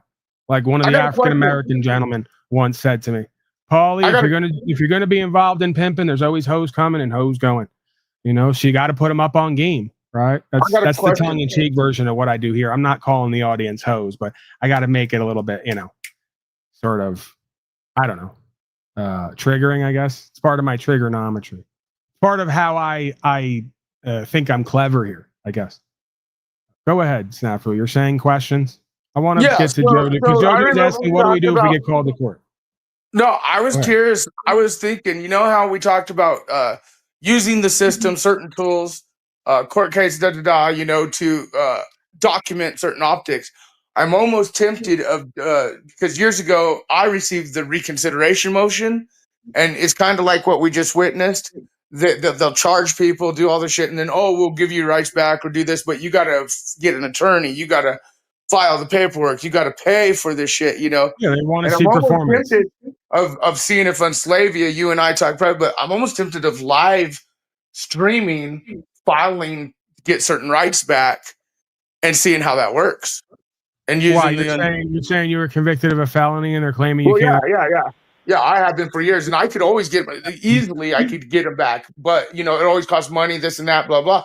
But I know there's ways around it too, and I'm almost tempted of talking, as a community, maybe doing a live or more than live, actually showing the process and certain things, and it's something I was So thinking about. in reality, the process would be you make a claim on paper and sign it, and this is where they say I'm crazy, because in their world, our representative have more rights and abilities and powers than the people they serve. I don't know how that works as a maxim, but in their mind, that's that whole logic, right? See, law, if you go look at the maxims of law, it's interesting how it almost appears as if it's a pimp giving you the game. This is another reason why I do this channel the way I do, because it literally says, let he who wish to be deceived be deceived. That's the same way as a pimp saying, I'm going to run game on you, and if you accept it, you're a hoe. If you're not, there's the door. Let me ask you this. Is there certain reasons, like, okay, so we hear Wizard, 99 cases, and it's like, dude, well, if you can't win your first case, you keep having 99. Fuck you. Now, we know you've had certain things and you've actually won. The point is, Snafu, people go to court and in these interactions trying to fight to win. You don't fight to win. You just stand on who and what you are and let the rest go. It's courting, right? The same thing with a woman as far as I see it. I'm not begging her to be with me and stay with me. I'm not fighting and having power struggles, push-pull with her. I'm standing on who and what I am. And I'm letting go of the rest. I'm surrendering the rest in faith, right? She's either going to stay and we're gonna walk in the way, or she's gonna go. Nothing I'm gonna do or say is gonna change what's meant for me, other than being what I'm meant to be. Do you have any of your court stuff documented, like that? If you were to present it one day, you'd be able to like show us some of the processes of your story. Do that, bro. I haven't. You would think with someone who does what I do and has so much potential to make so much more value, like I've been blessed in that way, but I could literally cash in on this way more. I haven't done that. Because I'm just like, dude, I'm living it. If you don't see what I do and see the results and see the court cases and the videos and know what I'm saying is true, if you're still doubting what I'm saying when you have the fucking, you know what I mean? Then it's like, it's never enough. But I get what you're saying. There's way more instances of, no, I agree with you. There's, just for the record, I could do a 2-hour broadcast on every single time I've been arrested and pull up the case files and go over what is in there. Right? Because there's still people who will run around and they will dismiss me because I do 2 or 3 hours every day or every 4 days. And they don't see me running around on the ground auditing and playing games with people and all the rest. And at some point I may start to do more of that, right? Because there's how you found me, how we started, and then what I decided to do after that. Because I've always, beyond the legal lawful stuff, I've always been a fan of comedy. I've always been somebody who listened to radio, right? And listened to radio shows. That was a lot of who I am, how I grew up. I think it'd be interesting because it would be a form of auditing yourself with the community as way to auditing yourself. I intend to do that. like go over and like maybe explain why you went that route versus this route and what other options? I think it would be interesting to see some of these things that you've already achieved that I know you could put together one day. Just I think it'd be interesting, audit the audit, so to speak, audit. Right. I already decided at a certain point that I am going to do that. I've done something similar to that at one point, but I'm going to do a more expansive version of that where I pay the money to audit me, as you say, from them, and they get every piece of anything that exists on me. FOIA, whatever I got to do, pay for it, FOIA it, whatever, get everything that exists so we could present it and go over it so it could be solidified. Because there have been people who come here in the past and they go, who are you? What are you saying you're doing? We don't believe you. If you don't show us the paperwork, even if I do show it, they say, did you Photoshop this? Someone made this up. It's not real. This is why I say this, okay? You could tell, like, okay, so like I did my prison time. I know people who've done it. You had your jailhouse time, but you could tell people with street smarts and jailhouse lawyer type optics or just understanding the system. And then you could tell people who are learning but really aren't that acquainted. Like, okay, I'm not gonna put anyone under the fire, but for instance, Rasta, I'm kind of worried in a sense, but not worried because he's a man, he's gonna figure it out. But when I heard him talking about like some of the tactics he's going to do when he goes in front of them, it's like, okay, that's all great and dandy, but you're going to get destroyed because okay. Let me go over this with this guy because I'm going to forget, bro. I already feel it. I felt it when you first came up here. Let me address him and then we'll circle back. So Sure. Jojo asked before, what do we do? We go to court. I can't tell you what to do when you go to court. I wouldn't if I could. I can't give legal advice. I wouldn't if I could legally. Now, lawfully, I can tell you what I do, right? Because I'll tell you this. There's been other people we've screened here in the past. They get arrested. They get 300,000 views. The people who get arrested using my name get more views than I do. We'll put it like that, right? And we can't figure out how that works. But okay. I don't believe in numbers and algorithm, whatever else. I just think it's kind of interesting that video that used my name got 300,000 views. And this broadcast here today got 1,000 views. So I'll just leave it at that. 300,000 because you're just counting one platform. Whatever. If you go to my metrics and look at the charts and my first channel, you could see we can't believe any of it. We don't know what's going on. Okay. Exactly. So that's always there, but I can't figure it out. The point is, I'm not telling anybody what they should do. I'm telling you what I do and then how it ends up. If you take that information and you decide to play with it or roll with it, you're responsible and accountable for whatever happens with you. And I'm telling you right now, as I've told many folks in the past, if you don't have a strong relationship with God and you don't have an aspect of you that's willing to like throw yourself to the wolves, you're not going to make it in this. You almost have to be a suicidal person who has nothing left to live for here, who's going to give their life over to God and a purpose and meaning. Because without that, this place is a prison for you, right? It's an old proverb. This place is a prison for the believer or the knower of God. This place is a paradise for the unbeliever and the fool. Okay? So you have to hate the slavery and the genocide and the aspect of you that creates it so much, you're willing to throw yourself in the fires of Molech to be purified for God. You have to literally sacrifice yourself to do what's true and what's right and take the risk that they're going to throw you in the pit and burn off your impurities. If you really aren't seeing this as an eternal life-to-life spiritual journey between you and God and the eternal truth, you got no business watching what I'm doing other than to be entertained, and you definitely got no business talking this shit. Because I'm telling you, after a person who's had guns put in their face, been put in a box, DHS, 5 years at a time hanging over my head, I still am scared to this day to get up and do it all over again. And I still have to tell myself, Paul, this is what you're formed to do. Paul, this is what God has for you, whether that's dead in the flesh and off to the next reality, or a kingdom or a table set for you in a kingdom here, right? You have to accept all of whatever God has meant for you and move forward. And it is not easy. I'll tell you right now, not easy. Okay. And it's not meant to be, right? Most of the things in life that are worth doing are far from easy. So, okay. Bottom line here, I gave you the proviso. Snafu, give me 1 minute here. Let's just go through it with him and then I'll circle back to you. No, So we're fine. what We're I- fine. I just can't bullshit. What I typically do is, if I'm traveling especially, I accept that they're going to arrest me when they find me, or I leave it open to that, right? I don't necessarily accept that, but I say, okay, it's definitely a potential. If they arrest me, I'm probably going to do 2 or 3 days in a box. That's usually the rule, 1 to 3 days in a box. Then we're going to see the magistrate, right? There are times, certain situations, if you're an asshole and you give them problems and you don't want to do proper process and procedure, they will leave you in a box. I got a buddy who they left there for 33 days and then they dismissed his case. That's not an accident to me. That's a wink and a nod. That's where I'm trying to say, because like with Rost and them, I'm not saying teach law, but there are certain people like you and myself and others who understand that there are certain procedural bullshit that you have rights to, call out or deal with. And I think that what you're not teaching law, or you're showing what you did. And you're right. I think people do want to do, like you said, it's their disclaimer of doing how they do it. But I do think it'd be beneficial of watching or learning how others like yourself, went through the tech. Because when I heard Rasta's like explanation of, well, a plant is this, and I feel like, for your okay, cool, bro, but you're gonna get decimated if that's what you're gonna fully say. But there's certain optics of how to tactically play the system with your belief, and I just think I think people could learn without you teaching law. Like people could say, okay, right. well, But again, just like I scream on here about pigs and all the rest of it, the difference is when it's time to get arrested and go to court, I'm in a completely solemn, reverent, reserved, surrendered state. I don't resist these people. I don't argue with them. I don't fight them. I literally go into, this is what I'm formed to do.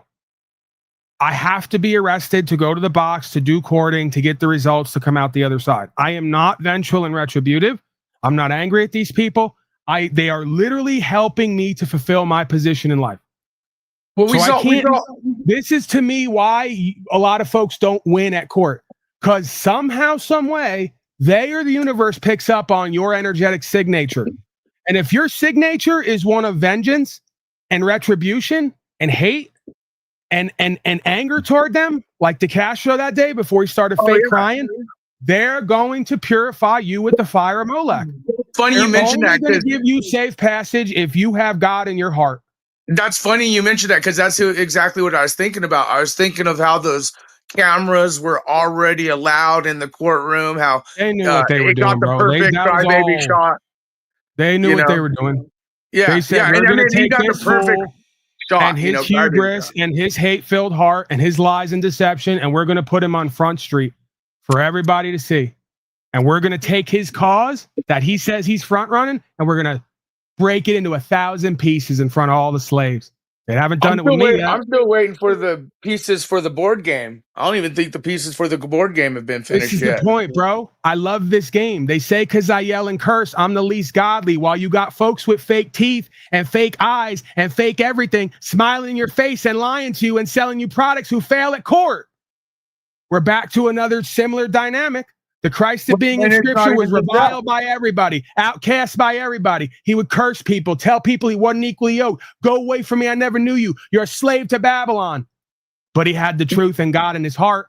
And that was what was most important, not what everybody thought about everybody and how they liked everybody and how many numbers and how much money. None of that bullshit is where the power and the value is won or lost, right?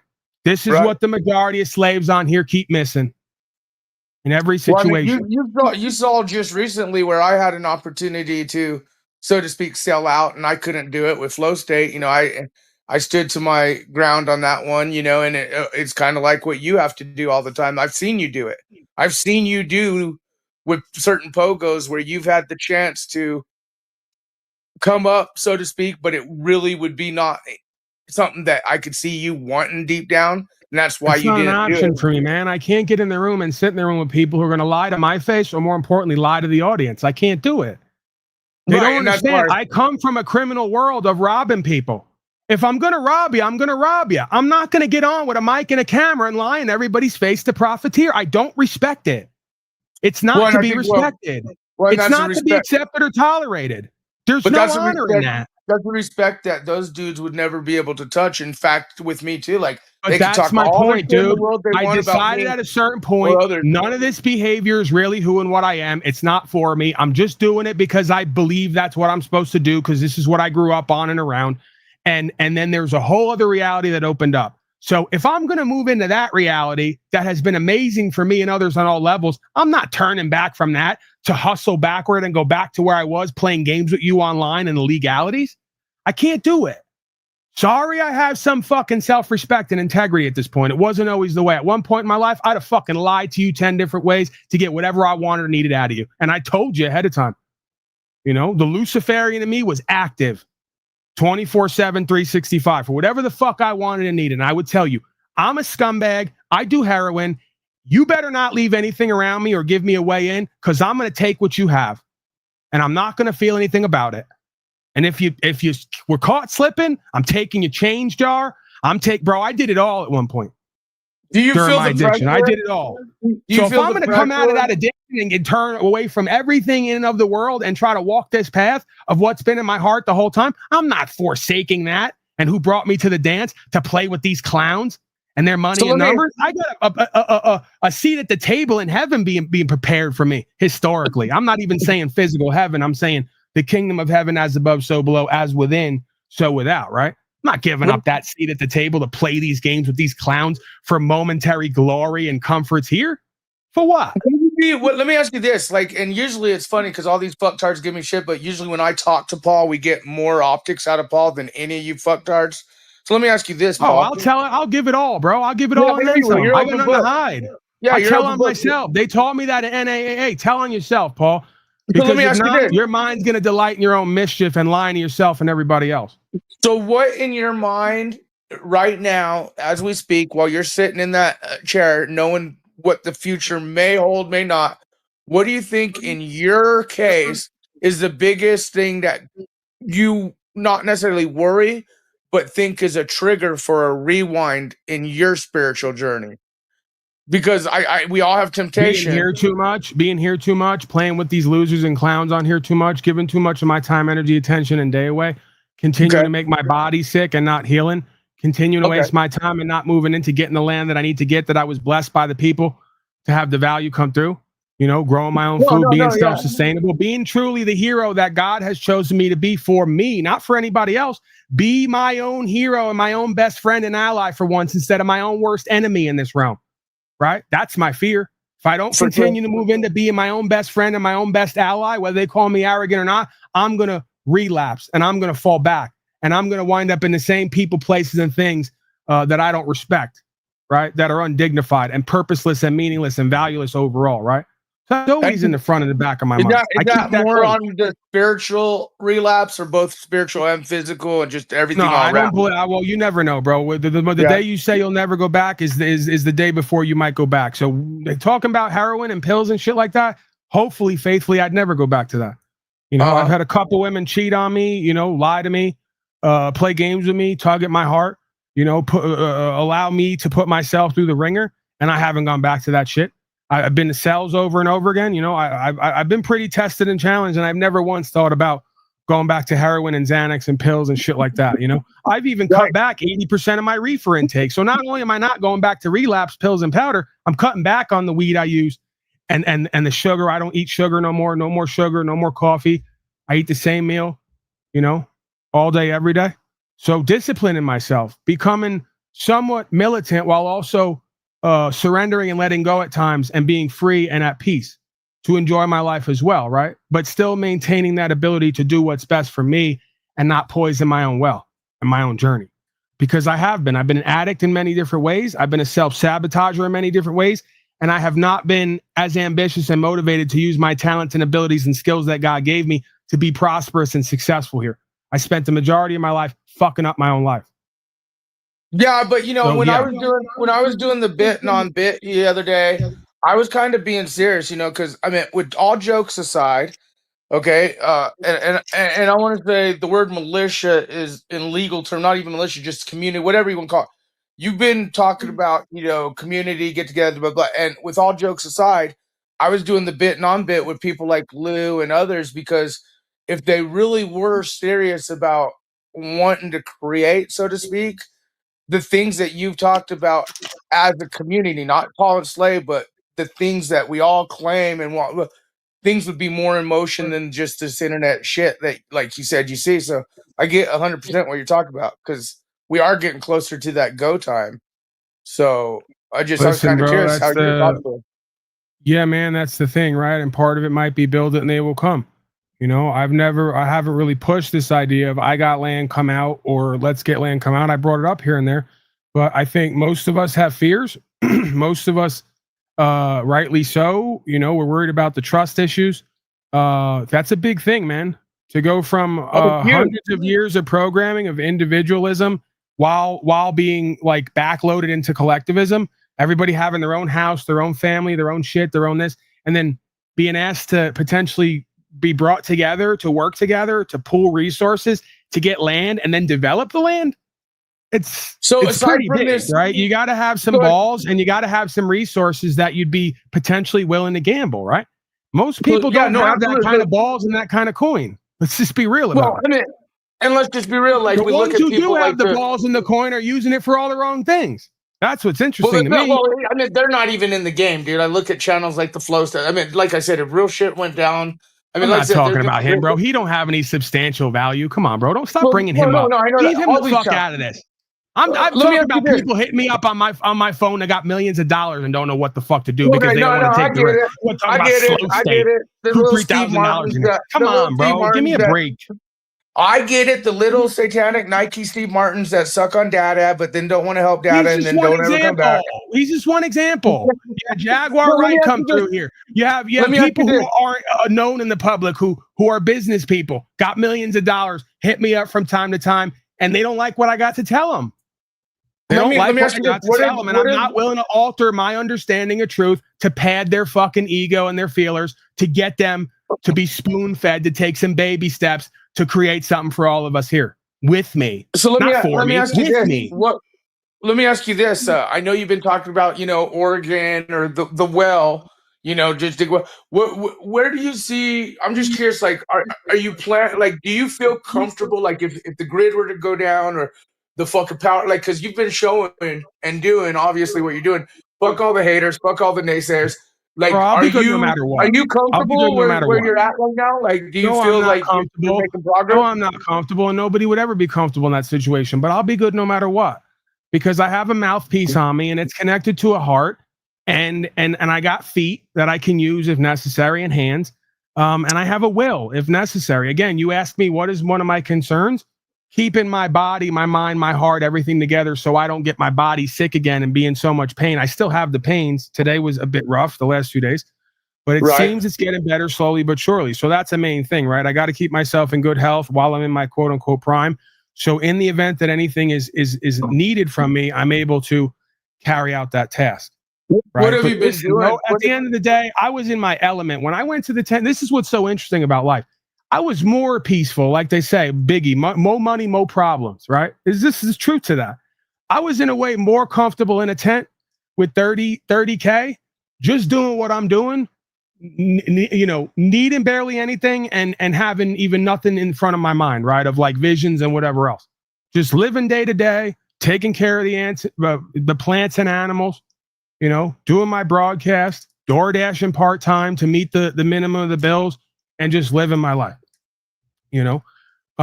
So in the event that anything like that happened, a collapse of society, I'm literally going to go back to being in my element.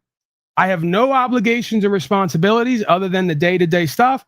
I can handle that and take care of that. I work with my people, right? Whether I got to live in a fucking shelter or not and shit in a hole, it doesn't bother me none. I've learned at a certain point to do without everything if necessary, so that if the time comes to do without everything, it's not a challenge for me. I'm in my element. Let me ask you this. So I know this is happening in Canada, Britain, and this is just a direct question from me to you. Just curious, and I know you can't really fully answer it because when we get there, that will be the decision. No, real quick. You know, it'd be interesting that I just thought of real quick, Snafu. What would be interesting would be if they shut off all the phone service and we all had to go back to at least 4 to 6 hours a day of no phoning, right? But again, you kind of, I would think, quickly snap back to what you're naturally meant to do, and you just find yourself building more, walking around more, you know, hunting more, whatever the case may be. Little House on the Prairie shit, man. It'll go back. Right. You're just gonna wind up doing more because there's gonna be more that needs to be done, right? The modern day life, you have so many conveniences that you get to do less. That's part of the reason why I want to be on the land as well, and why I enjoyed going to the tent, because every day I had to start a fire. Every day I had to carry water. Every day I had to do a list of things to get what I needed, right? It kept me purposeful. It kept me moving, kept my body, exercise. It makes you feel fulfilled. You think you want a life with as least amount of do as possible. That's a boring life. And it's easy when you're bored for the devil to take over. When you got a list of things to do every day just to get what you need, you stay busy, you stay productive. The devil doesn't have a chance to get into that chink in your armor, right? Right. So That's just me. do you think, like, if they do like facial recognition or IDs, what they're talking about, because Here we it's go. already starting, are you gonna still run your channel? Would you still do it, or would you at that point say maybe a different platform, or fuck it, I don't just know, like bro. crypto? I don't know. I'd have to be there. I'd have to be there. What makes you think we're already not face scanned on here? So what am I? What, Well, what, we are. I'm I'm talking deny about them it's gonna face be scanning me? password type shit. I don't know, man. I have to come to that point. I'd have to reasonably know what they're expecting of me and why they're doing it and what I believe it all is and what it's for. But to pretend like we all aren't face scanned and in the database at this point. Oh yeah, we're already. Yeah, it's I'm already not worried. done. I ain't running from nothing. There's my I'm face just curious- scan. I'm just curious if there's a point where Unslavia Paul himself is like, "Fucking, I'm done with the internet." I feel like you're interfering with my property and rights. When I feel like you're interfering with my property and rights. So yeah, most likely if they tried to tell me you can't be on here unless you did these things, and I thought it was interference in my property and rights, then I probably wouldn't comply. Are you still down to cross stream? Like, cause I still have that D Live fucking shit I haven't used, and there's like a few thousand subscribers on it, and I'm almost tempted to say you can use it, or fucking like I told you, I think we should like cross stream, and I know we could do it without much work on your end. Are you still willing to? Are you wanting to do that? Yeah, I wouldn't mind having a third platform that I could just stream something out to if you wanted to turn it over to me if you're not using it. Yeah, there's 2 or 3 of them. I think. I'll email you about them. I'll send you the link because I think that would be something worth it, especially with what's coming on with what is happening with particularly this platform, YouTube. And I think there are a lot of opportunities for you, your brand, your message on other that will be real easy to help you. Because I get it, YouTube. It's real easy, especially if you have StreamYard. And yeah, I'm in the public here to an extent, so this isn't a private interaction. If they want to face scam me and they already know, everyone knows my name, they got my face. What am I running from? What am I hiding from? Well, I'm just saying when we get to that point in the social media game, or even the point of gas stations, like the social credit score, it's happening, and like people don't understand. You can't even feel. This is why I am establishing myself now in the other jurisdiction, because I do believe it's possible to have a world where the AI is going to differentiate, and it doesn't matter what you slaves think, right? Either the AI is going to try to purge all of us. What that means. It's either going. What does that mean, though? Either the system's going to purge or it's going to differentiate. It's going to say face scan, Paulie boy, American national, God-given rights. Face scan, slave foo, U.S. citizen, 10,000 codes. So like in your mind, what is American? What is American national? I guess in the definition. I'm not part of the corporation. I don't owe a duty or an obligation or allegiance to the corporation. They can't rule me. That's you and everyone else who. I'm not saying you, but that's whoever that is. So again, people want to say they're building this system, and I get it. We then have to decide: are they building the system for everybody? Or are they building the system for who's going to be encased in there for however long? So I hear all these weird like rumors, Hunger Games, right? On Hunger Games, the rules and all the games were for all the slaves inside the perimeter, the parameters, right? The perimeter and the parameters was the wildlings, if you want to call it. So what is the requirements, I guess, from your knowledge? Because I've heard when I was locked up, I heard of many people doing that, or like saying, "Oh yeah, I'm filing for my own citizenship," or this. You hear all these different routes or stories. So, like, is it truly possible? Because I heard that certain ways of filing, and then that means you can't use. They're never going to tell you that it is. They're always going to make. Have you seen it, or like, just have you ever? Yeah, seen I've done it, bro. I think I've seen 2 or 3 or 4 people that showed me that they did it and they proved it. But like you said, they don't say it. Now is it true that you can't use? Like I heard one of the guys said like he can't use fiat ever again. Like he can't use dollar bills or coins or anything. Like he literally I has don't to go through necessarily gold. know that to be true. There's a lot of lore, man. There's a lot of mysteries and Okay. lore because again, this is the people in as you see with the cop, right? Who just stopped that guy. They're never going to cop to it. They may not even know about it. They're not, if they do know about it, they had to look through all this stuff. They're not just going to reveal it to everybody. They're going to try to gaslight you. You know, either they're going to ignore you or they're going to gaslight you. This is crazy. This is stupid. We don't know what you're talking about. Or you know, this doesn't exist. Or even change the quote law/policy, right? Like to adjust to the fitting. Again, anything and everything could happen. You got cops on the side of the road. If we believe the Chance, what's his name story, it might all be, you know, a moon landing in Warner Brothers Studios production. But Snafu Vader, by the way, with the breathing. But you know, Chase Allen, right? You may go get the passport and they give it to you. They issue it. And then when they go look it up on their computer, it comes back national and they say, oh, you frauded a passport, huh? You're doing federal fraud, huh? And then they go to try to put hands on you. And if they see a gun, they all yell gun and then they blow your fucking brains out. Anything and everything can happen based on what these people are doing, what their intention is, what they're up to, who's ordering them, you know, or what they believe. Isn't that kind of like the whole playing the game though? Like if you're going to take the time to do the whole national, like versus just bucket, ignore it until they like fuck with you, your life, your property, or do you think you're putting more of a target? Obviously, you're putting a target on yourself if you try and file like some of these people. Do you think there's benefit to it, or is it a game of no win? Like I think there's benefit to it. I think there's benefit to it, and because there's benefit to it, there's detriment to it. Anytime you get a piece of something that gives you an edge or power in any situation, is going to make everyone else jealous and envious and resentful, right? Or just dismissive of you. Paulie thinks he knows the law. He thinks he understands dual jurisdiction. He thinks he went to US Code and looked up the damn words that are written right there and what it all means and implies, and then tried to express himself directly and practice law, upholding the law. You know? So in a collectivist environment with disempowered slaves, having any kind of piece of knowledge or information that leads to more power puts a target on your back, right? That's the story of Jesus, bro.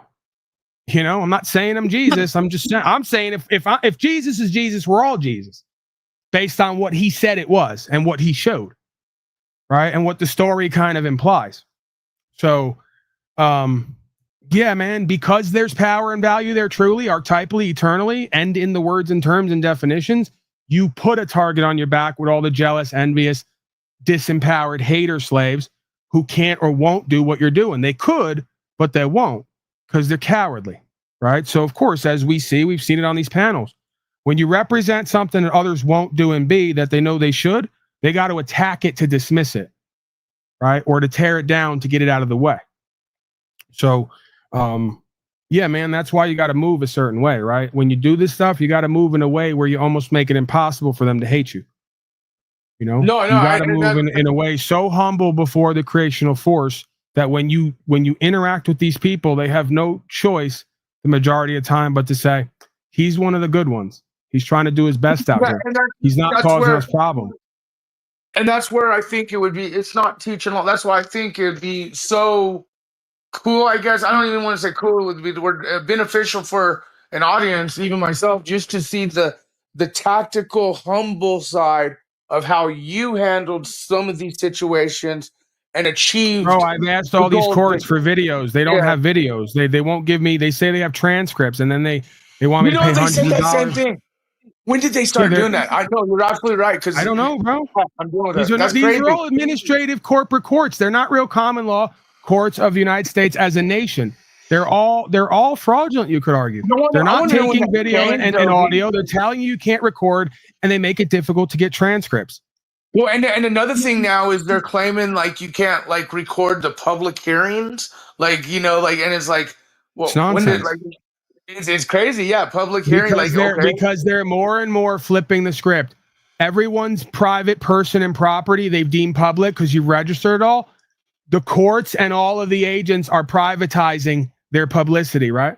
They're flipping the script on everybody. So they're literally now saying the courts are private. They're private hearings. We get to decide what goes on in there. But you and your property and everything that you own is public and registered, so we get to control it and regulate it.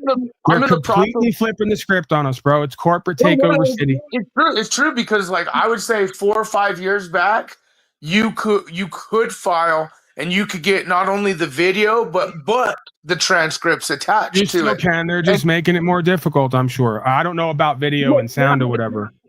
Yeah, and now, like, for some of these court hearings, they're like saying, "Oh, you can't record a public like court hearing," and of course they're doing them in these Zoom calls and stuff. But like, you're right, they're actually flipping it like in front of us. Like, This like is why the feds do were supposed to be. The feds as an archetypal system is, to me, in my mind, supposed to be there to stop all this. The feds are supposed to insist that the locals and states have legitimate courts and proper process and procedure, and nobody's doing any of their job, right? The states and the city people aren't checking the feds and allowing their people to do whatever they want if it's constitutional. The feds aren't checking the states and the locals to let the locals do what they want if it's constitutional. So everyone is falling short of their position in the original mission statement. Nobody is performing their proper functions, duties, and obligations properly. It's always for, I know with the legal system, because one of my good friends, Rob, he's ex-district attorney for Florida, Colorado. He talks about restorative justice. I've had him on the channel before. And we were just talking about this. And what's even crazier, too, is they're also making it okay. So like the public thing, private, you know, those snafu. They are, when I say nobody, I'm maximizing. I've shown you clips of the feds and other folks doing the work behind the scenes. It's not as much publicized, but there is at this time folks who are doing what's right from the inside, and they're locking people up and taking people to court. And some of them, yeah, it's very few. It's again, as above, so below, as within, so without. The same way you see very few of us doing the work on the ground, you're going to see very few at the top of the bottom up there doing the work when it comes to being agents and representatives. Now, this is for most states in the United States. I learned the more I did research on this, and Rob and I were talking about it because he was talking about restorative justice. So you know how they have these halfway houses or concords or whatever it is. Like the judge will say, "Okay, you're on probation, and you go to this halfway concord." Well, if you look into who's buying these, like it's just like private prison systems, you know. If you look into who's buying them, a lot of these are owned by the judges' wives and family members. The judges can't own them themselves, but the wives and family members all around the United States own these like concords and these halfway houses and stuff, because you know it's that turnaround money. I'm sending you in, and then I'm going to have you paying the bill to my house. How does the spirit of the devil get the whole world in the palm of its hand, convince all the human beings to forsake their soul in order to profiteer in the world? Same way on these panels. We see the deal. We see the natural mystic rolling through the air. We see the deception ubiquitously, right? We see it and feel it. We smell it. So it's obvious. Right. It's been that way from the beginning of time. It'll be from the end of time. This is what I say. There's no separation, man. The science proves it. We're all connected now. The religion proves it. We're all connected now. The quantum physics. So don't sit here and tell me that I'm not going to tell basically one of my arms and my legs what it needs to be doing when it will verify what it's living in and experiencing. And what the answer is, that it's too scared to engage with, too cowardly, right? And too busy worried about how they're going to profiteer off corruption and evil here, right? And all the lower aspects of self. Not even close to as worried about how they're going to rise to the occasion and be what they're meant to be and solve the fucking problems we face. There's your opportunity for true purpose and meaning in life, solving the hard fucking problems we face. No, you don't want to do that. You'd rather be more of the problem because it's profitable, right? Isn't that the age-old tale? If you were to name, like, because you're pretty good at just like, you know, I say the word of mouth, so say bullshit, not bullshit. What is the world, if you could just name it, one thing, what is the world's biggest problem? I just told you. They say it's money. It's not money. It's the love of money. Look around these panels and these content creators and see how many folks won't put their ass on the line because they're too busy figuring out how they're going to use the truth to turn a motherfucking profit. They're not figuring out how to use the truth to turn themselves into a motherfucking loving profit with a PH. They all want to be motherfucking prophets with an F. Okay, now this is kind of dangerous, though, if you look at these optics, though, because you're right. Right now, we're seeing the greed, the money thing. What about when it comes down to like food and supplies and medicine, where that is the value of money? Like If that is our you money. walk with God and you do what's true and what's right, and you got people who are going to be attracted to you, what you do, you will never go hungry. You will never go houseless. Give me a break. This is how to be a minister and pastor from the beginning of time. You lead by doing what's expected of you by God, and the people see that and they're inspired to do the same, and they look out for you for leading the way and co-creating and facilitating with them. Instead of you fucking and lying to them and telling them you're running for sheriff and governor, right? This is the hypocrisy of this whole thing. What I'm saying, Paul, what I'm saying though is like, okay, so we're doing realism, right? We're not even really talking fantasy land here. We're talking about realism. That is real. Like, that's as real as it gets. And what I'm saying is right now, the greed, like you said, the problem, money, right? Greed, money, people, the whatever. Well, imagine if our money is the food, the medicine, the drug, things like, it's not the paper bills. It's not what we know. And because that type of shit can also make people even more crazier. I'm starving, so I'm going to be. Imagine like we're in a systematic setup for a very bad. I don't fearmonger, but I could see this because if it's this bad with just the fiat printed money, imagine when our money becomes just like in Africa. You're putting monkey balls in a cup and boiling it to fucking just sip the soup out. Like I mean.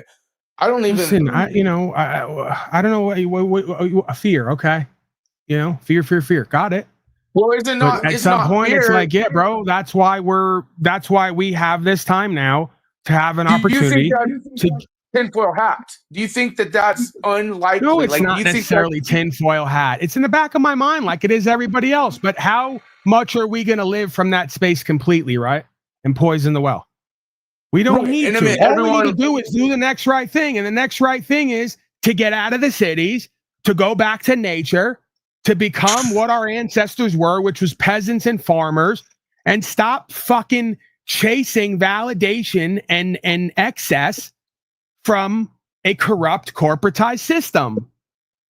This isn't. I feel this that is not that mysterious. It doesn't need fear porn to do it. It just needs a fucking pure heart that knows what's best for self and others and fills a void and abandons their ambition to be something big and famous and important and full of shit.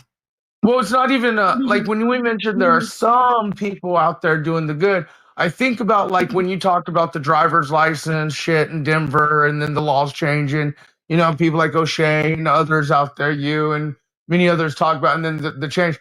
I'm kind of thinking of the chemtrail optics too, how these states are finally picking up on the optics of maybe we, because we're suing them, because we woke up a whole bunch of people to the fact the system can work for us if we would just understand it and use it properly.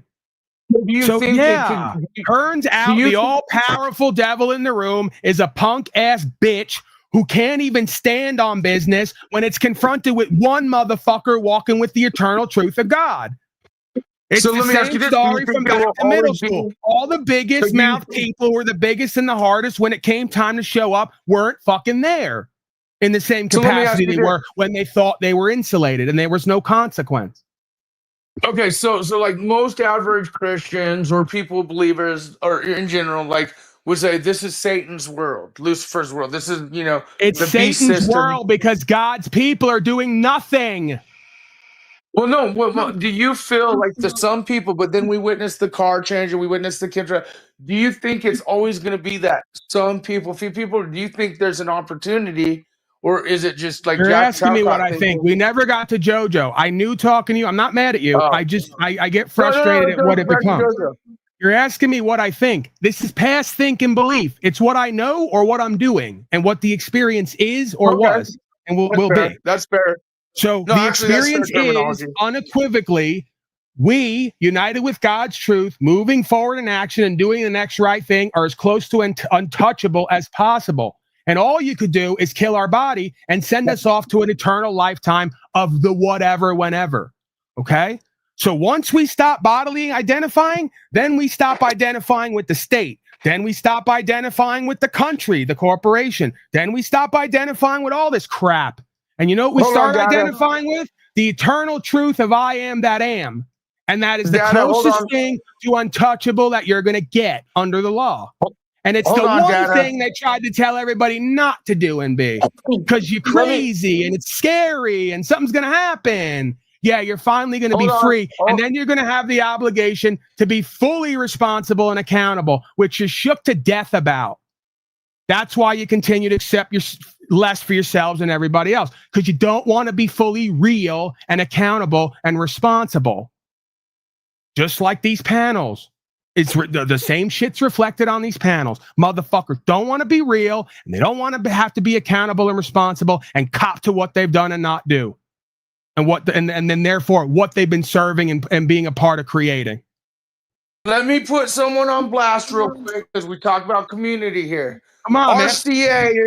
I gotta get to JoJo, bro.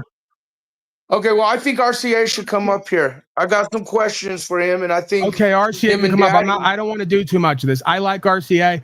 He's doing his thing with auditing. I like him too. I was gonna ask him to do an interview with him since he's hitting clout. I think RCA should do a Paul Enslaved interview now. We already talked about it. We already talked about it.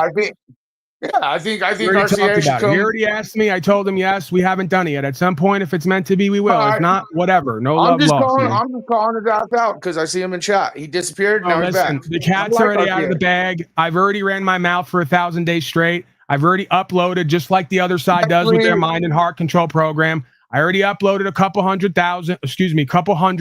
thousand at least, agents of Unslavia as an idea. It's not a physical place, just like the state of. It's not an actual movement, but it is, even though it's not Unslavia. In reality, it's from God.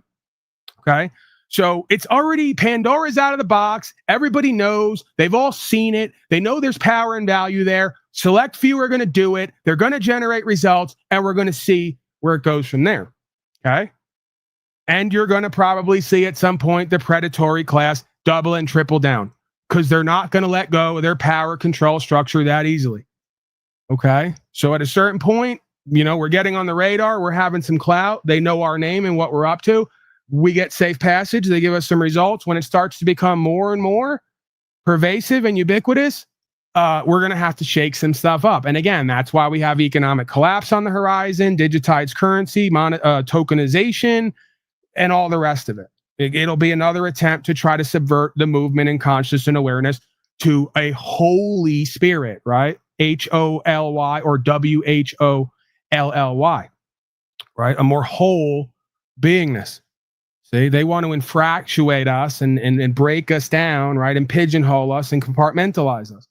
They don't want a holistic beingness, sacred, feminine, and masculine reintegrated, right? But again, there's a dual jurisdiction here. So it doesn't matter what they want, because there's what's meant for us, and then there's what's meant for the others. Okay? Go ahead, Snafu Creature. I like RCA. I just, like I said, I figured I'd call his ass Get back out to since I see him JoJo. chat. All right, give me 5 minutes, bro. Yeah, JoJo asked, what do? We go to court. You get arrested for a day or two. I'll bring you back in a minute. You get arrested for a day or two, whatever it is. I don't care how long they're going to keep you. They're going to keep you till at some point you're going to see a magistrate. You go to the magistrate, you already have paper on file. I ask the cop, whoever's outside the door, usually, give me a piece of paper and pencil or pen. Pen is what I want. So they go and get it. They put it through the cell door. I'm going to put 3 to 5 lines on paper, something along the lines of, we've been over here 1,000 times. I, Paul Laporta family, am not a surety for Paul Ryan Laporta, all caps name. I am, in fact, a man here today by special presentment in order to compensate any other man or woman who comes forth with a valid, verified claim of loss, injury, and harm. If no man or woman comes forth with a valid, verified claim of loss, injury, and harm, or a debt owed, I require this matter be discharged. I also require all property, including I, be restored to its original location in its original condition. Something along those lines. I may even inject in the first part that I'm not a member of the legal society and I don't speak legalese. It varies from time to time. Sometimes I put in a couple extra lines. Sometimes I leave them out, because the idea is still the same. They're either going to honor it and they're going to give me dismissal because they know my heart and they know I'm not doing wrong and they know that I'm sound under the law and that I have no contract with the legal system, or they're not, and they're going to try to steamroll me.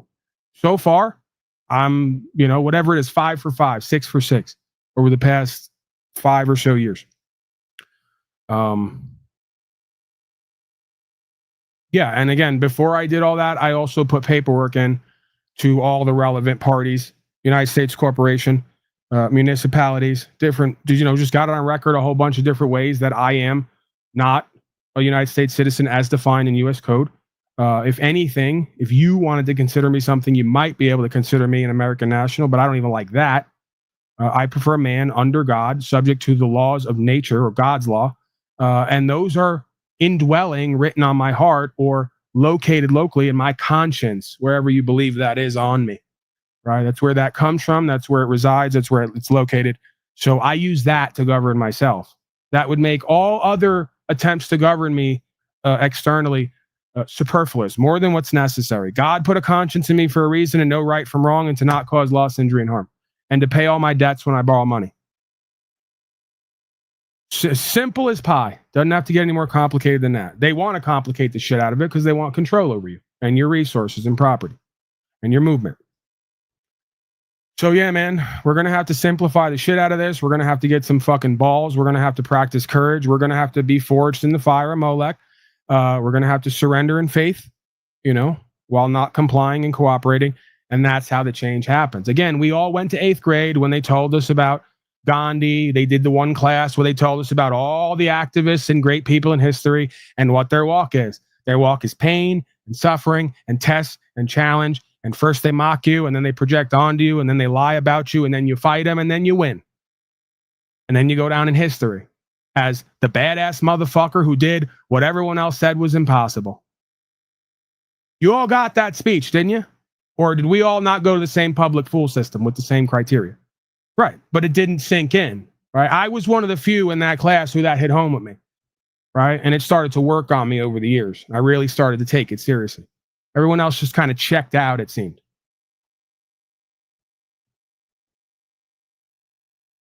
Questions, comments, concerns, snafu creature, I'll bring you back in. That was a pretty, 5 minutes or less, 10 minutes at best. Sums it up for Jojo. Jojo's probably gone by now, so the same, however many people heard the same rap I've done over and over again. But Right. whatever. I mean, Practice makes that's perfect. kind of I think JoJo should come on panel and talk to you. Carl Lentz now says, we don't need any of what I just said. Just put purple pineapple on the paper.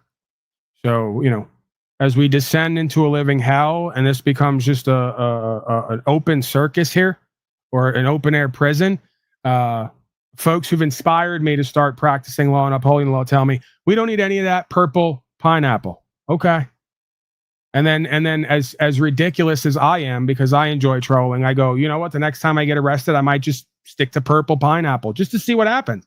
Because now I'm at the point, I want to try a whole bunch of different crazy weird shit just to see what the fuck happens.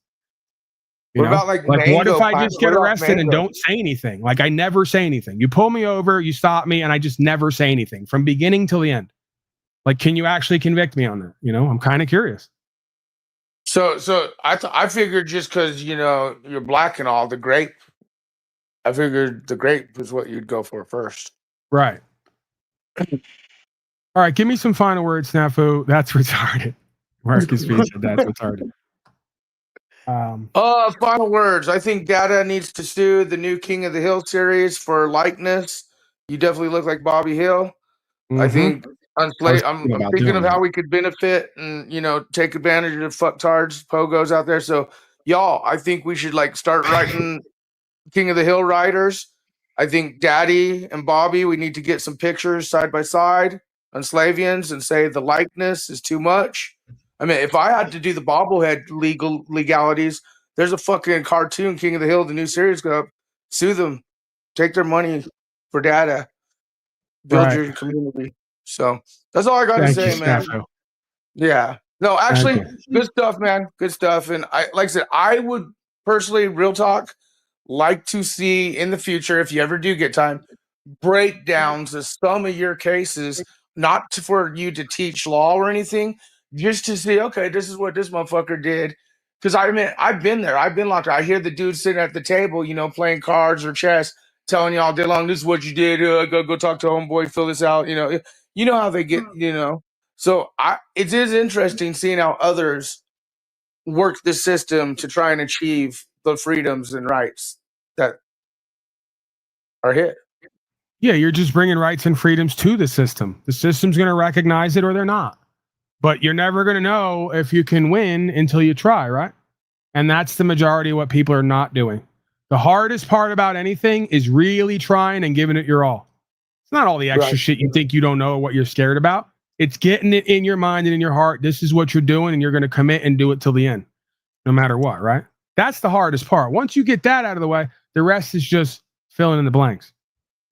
And that's a life choice. I mean, really, when it comes down to it, that's a life choice. So, all right, Paul, you have a good night, man. Stay up. All you fuck cards, thumbs up, share, and stay cupcake. All right, you heard it here first. My strike team creature says like, share, subscribe. It's the least you folks can do.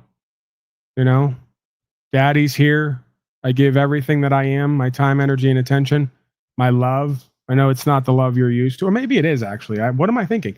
I'm way more loving than what you people are used to. You people's love is statism, fascism, 5 boosters for safety, and an officer's thumb up your ass. Check your prostate to see if it's registered. So, shit, what am I saying? I keep downplaying myself. They keep saying that I'm like not modesty, and I'm not modest, and I'm arrogant, and I'm egotistical, and it turns out it's the opposite. I'm always downplaying myself and being self-deprecating instead of realizing how amazing I am. You know, how loving I am, magnanimous I am, God of all media, even. Daddy's home. It's preacher. Daddy's here. This is my producer. It's okay.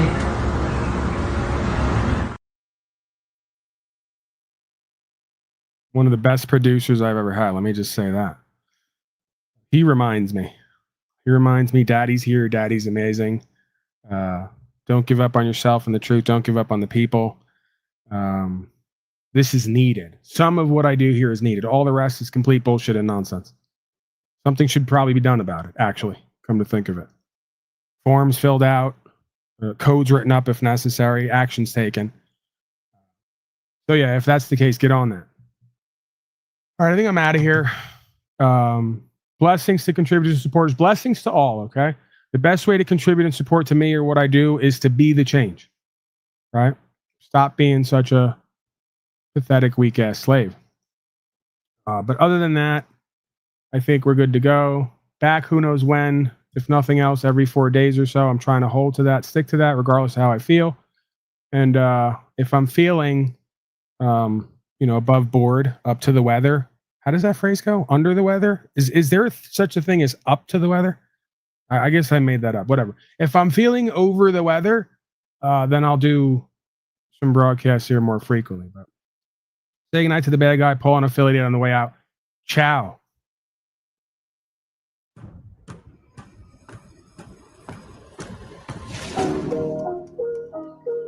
All I have in this world is my thoughts and my word, and I don't break them for no reason. You understand? I'm prized here by my fellow man and woman. I never fucked anybody over in my life. Didn't have it coming. You got that? They're all convicted based on the facts of the matter and the truth.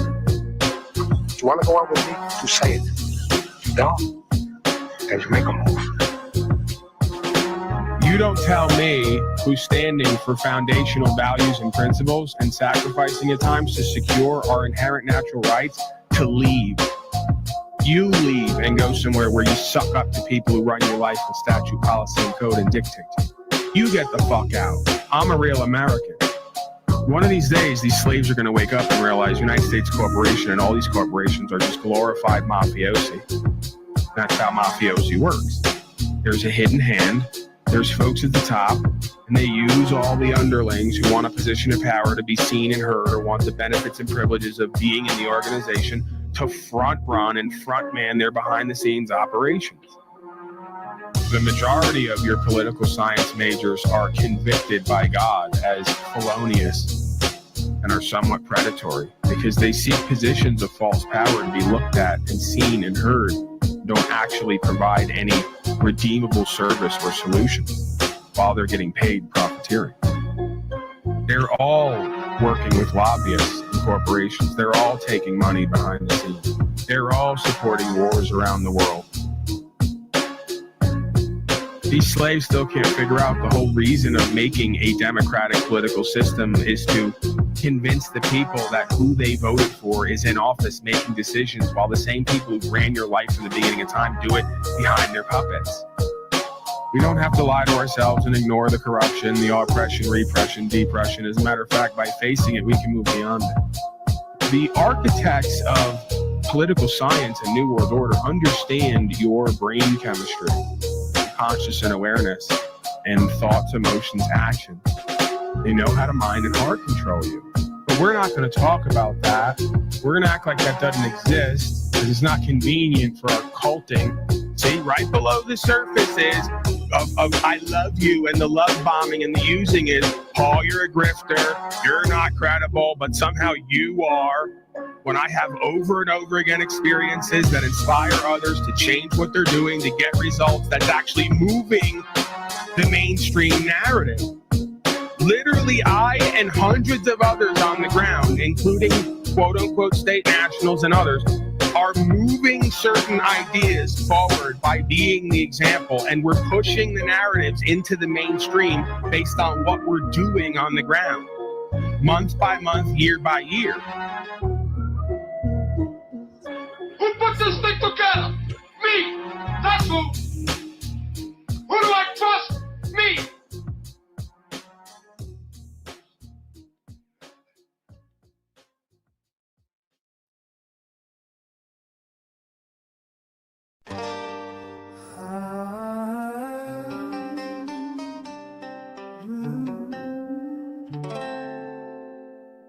Skibbity bop bop. Watch your step now. Jump back, catch the law. Just the other day I was watching the chat. Half the slaves was talking about they homeboy Jack. Did you see what he said? OMG, what'd he say? OMG, I'll have to tell you I was watching all day. Those cupcake motherfuck turds don't know how to be free. If they only knew the law, they could see what I see. I know the law really well, cause I read UCC. If I was a life coach, listen to me. That's you, caught in the drift, waiting for a sign, looking for a leader that you can't define. That's you, stuck in an echo, never breaking free. You follow the current, but you don't even see. Skibbity bop.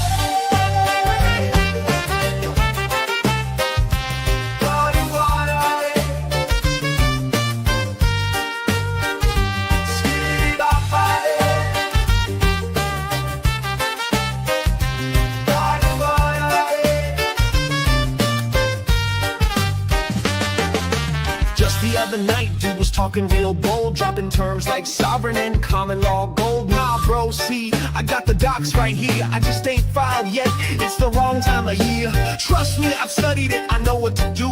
But the county clerk's shady and the judge is a Jew. I'm just waiting till it's safe and I know I'll get paid. Maybe when Saturn is back in retrograde. Besides, I gotta stay low for a while. They're watching IPs and I got a profile. Anyway, I'm working on phase 1 of the plan. He went quiet when asked, you ever stood as a man? That's you, caught in the drift, waiting for a sign, looking for a leader that you can't define. That's you, stuck in an echo, never breaking free. You follow the current, but you don't even see. Skibbity bop.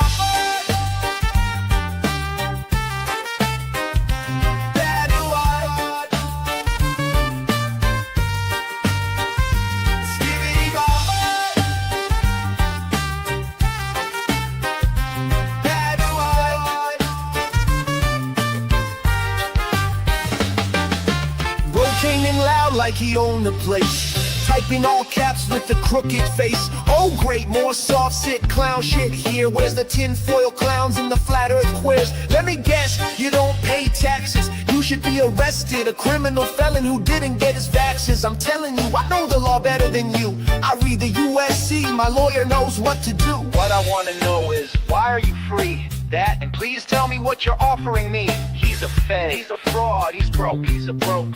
He probably lives in a pod, he's Illuminati. Nah, he's just fake. I could do it better if I caught a break. They're all in on it, it's a psyop feed. Anyone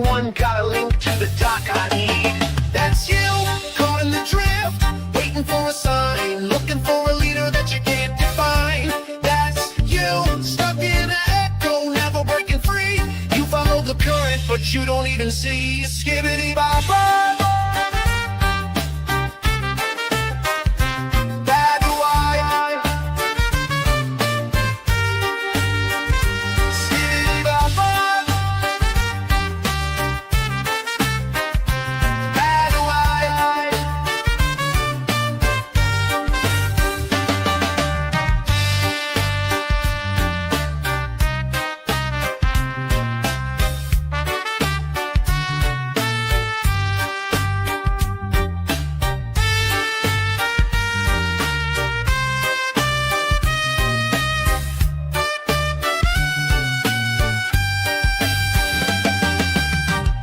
Skibbity-diddy-bop, dibba-dabba-dow, ticka-tacka-tacka-pop, dibbity-dop, dop, dow, dow, whoa, bada, whoa, bada, whoa, yeah. That was me, caught in the drift, waiting for a sign, looking for a leader I could never define. That was me, stuck in my echo, caught in the feed, following the current I thought was me. Skibbity-bop-bop. Bad why. Skibbity-bop-bop. Bad why.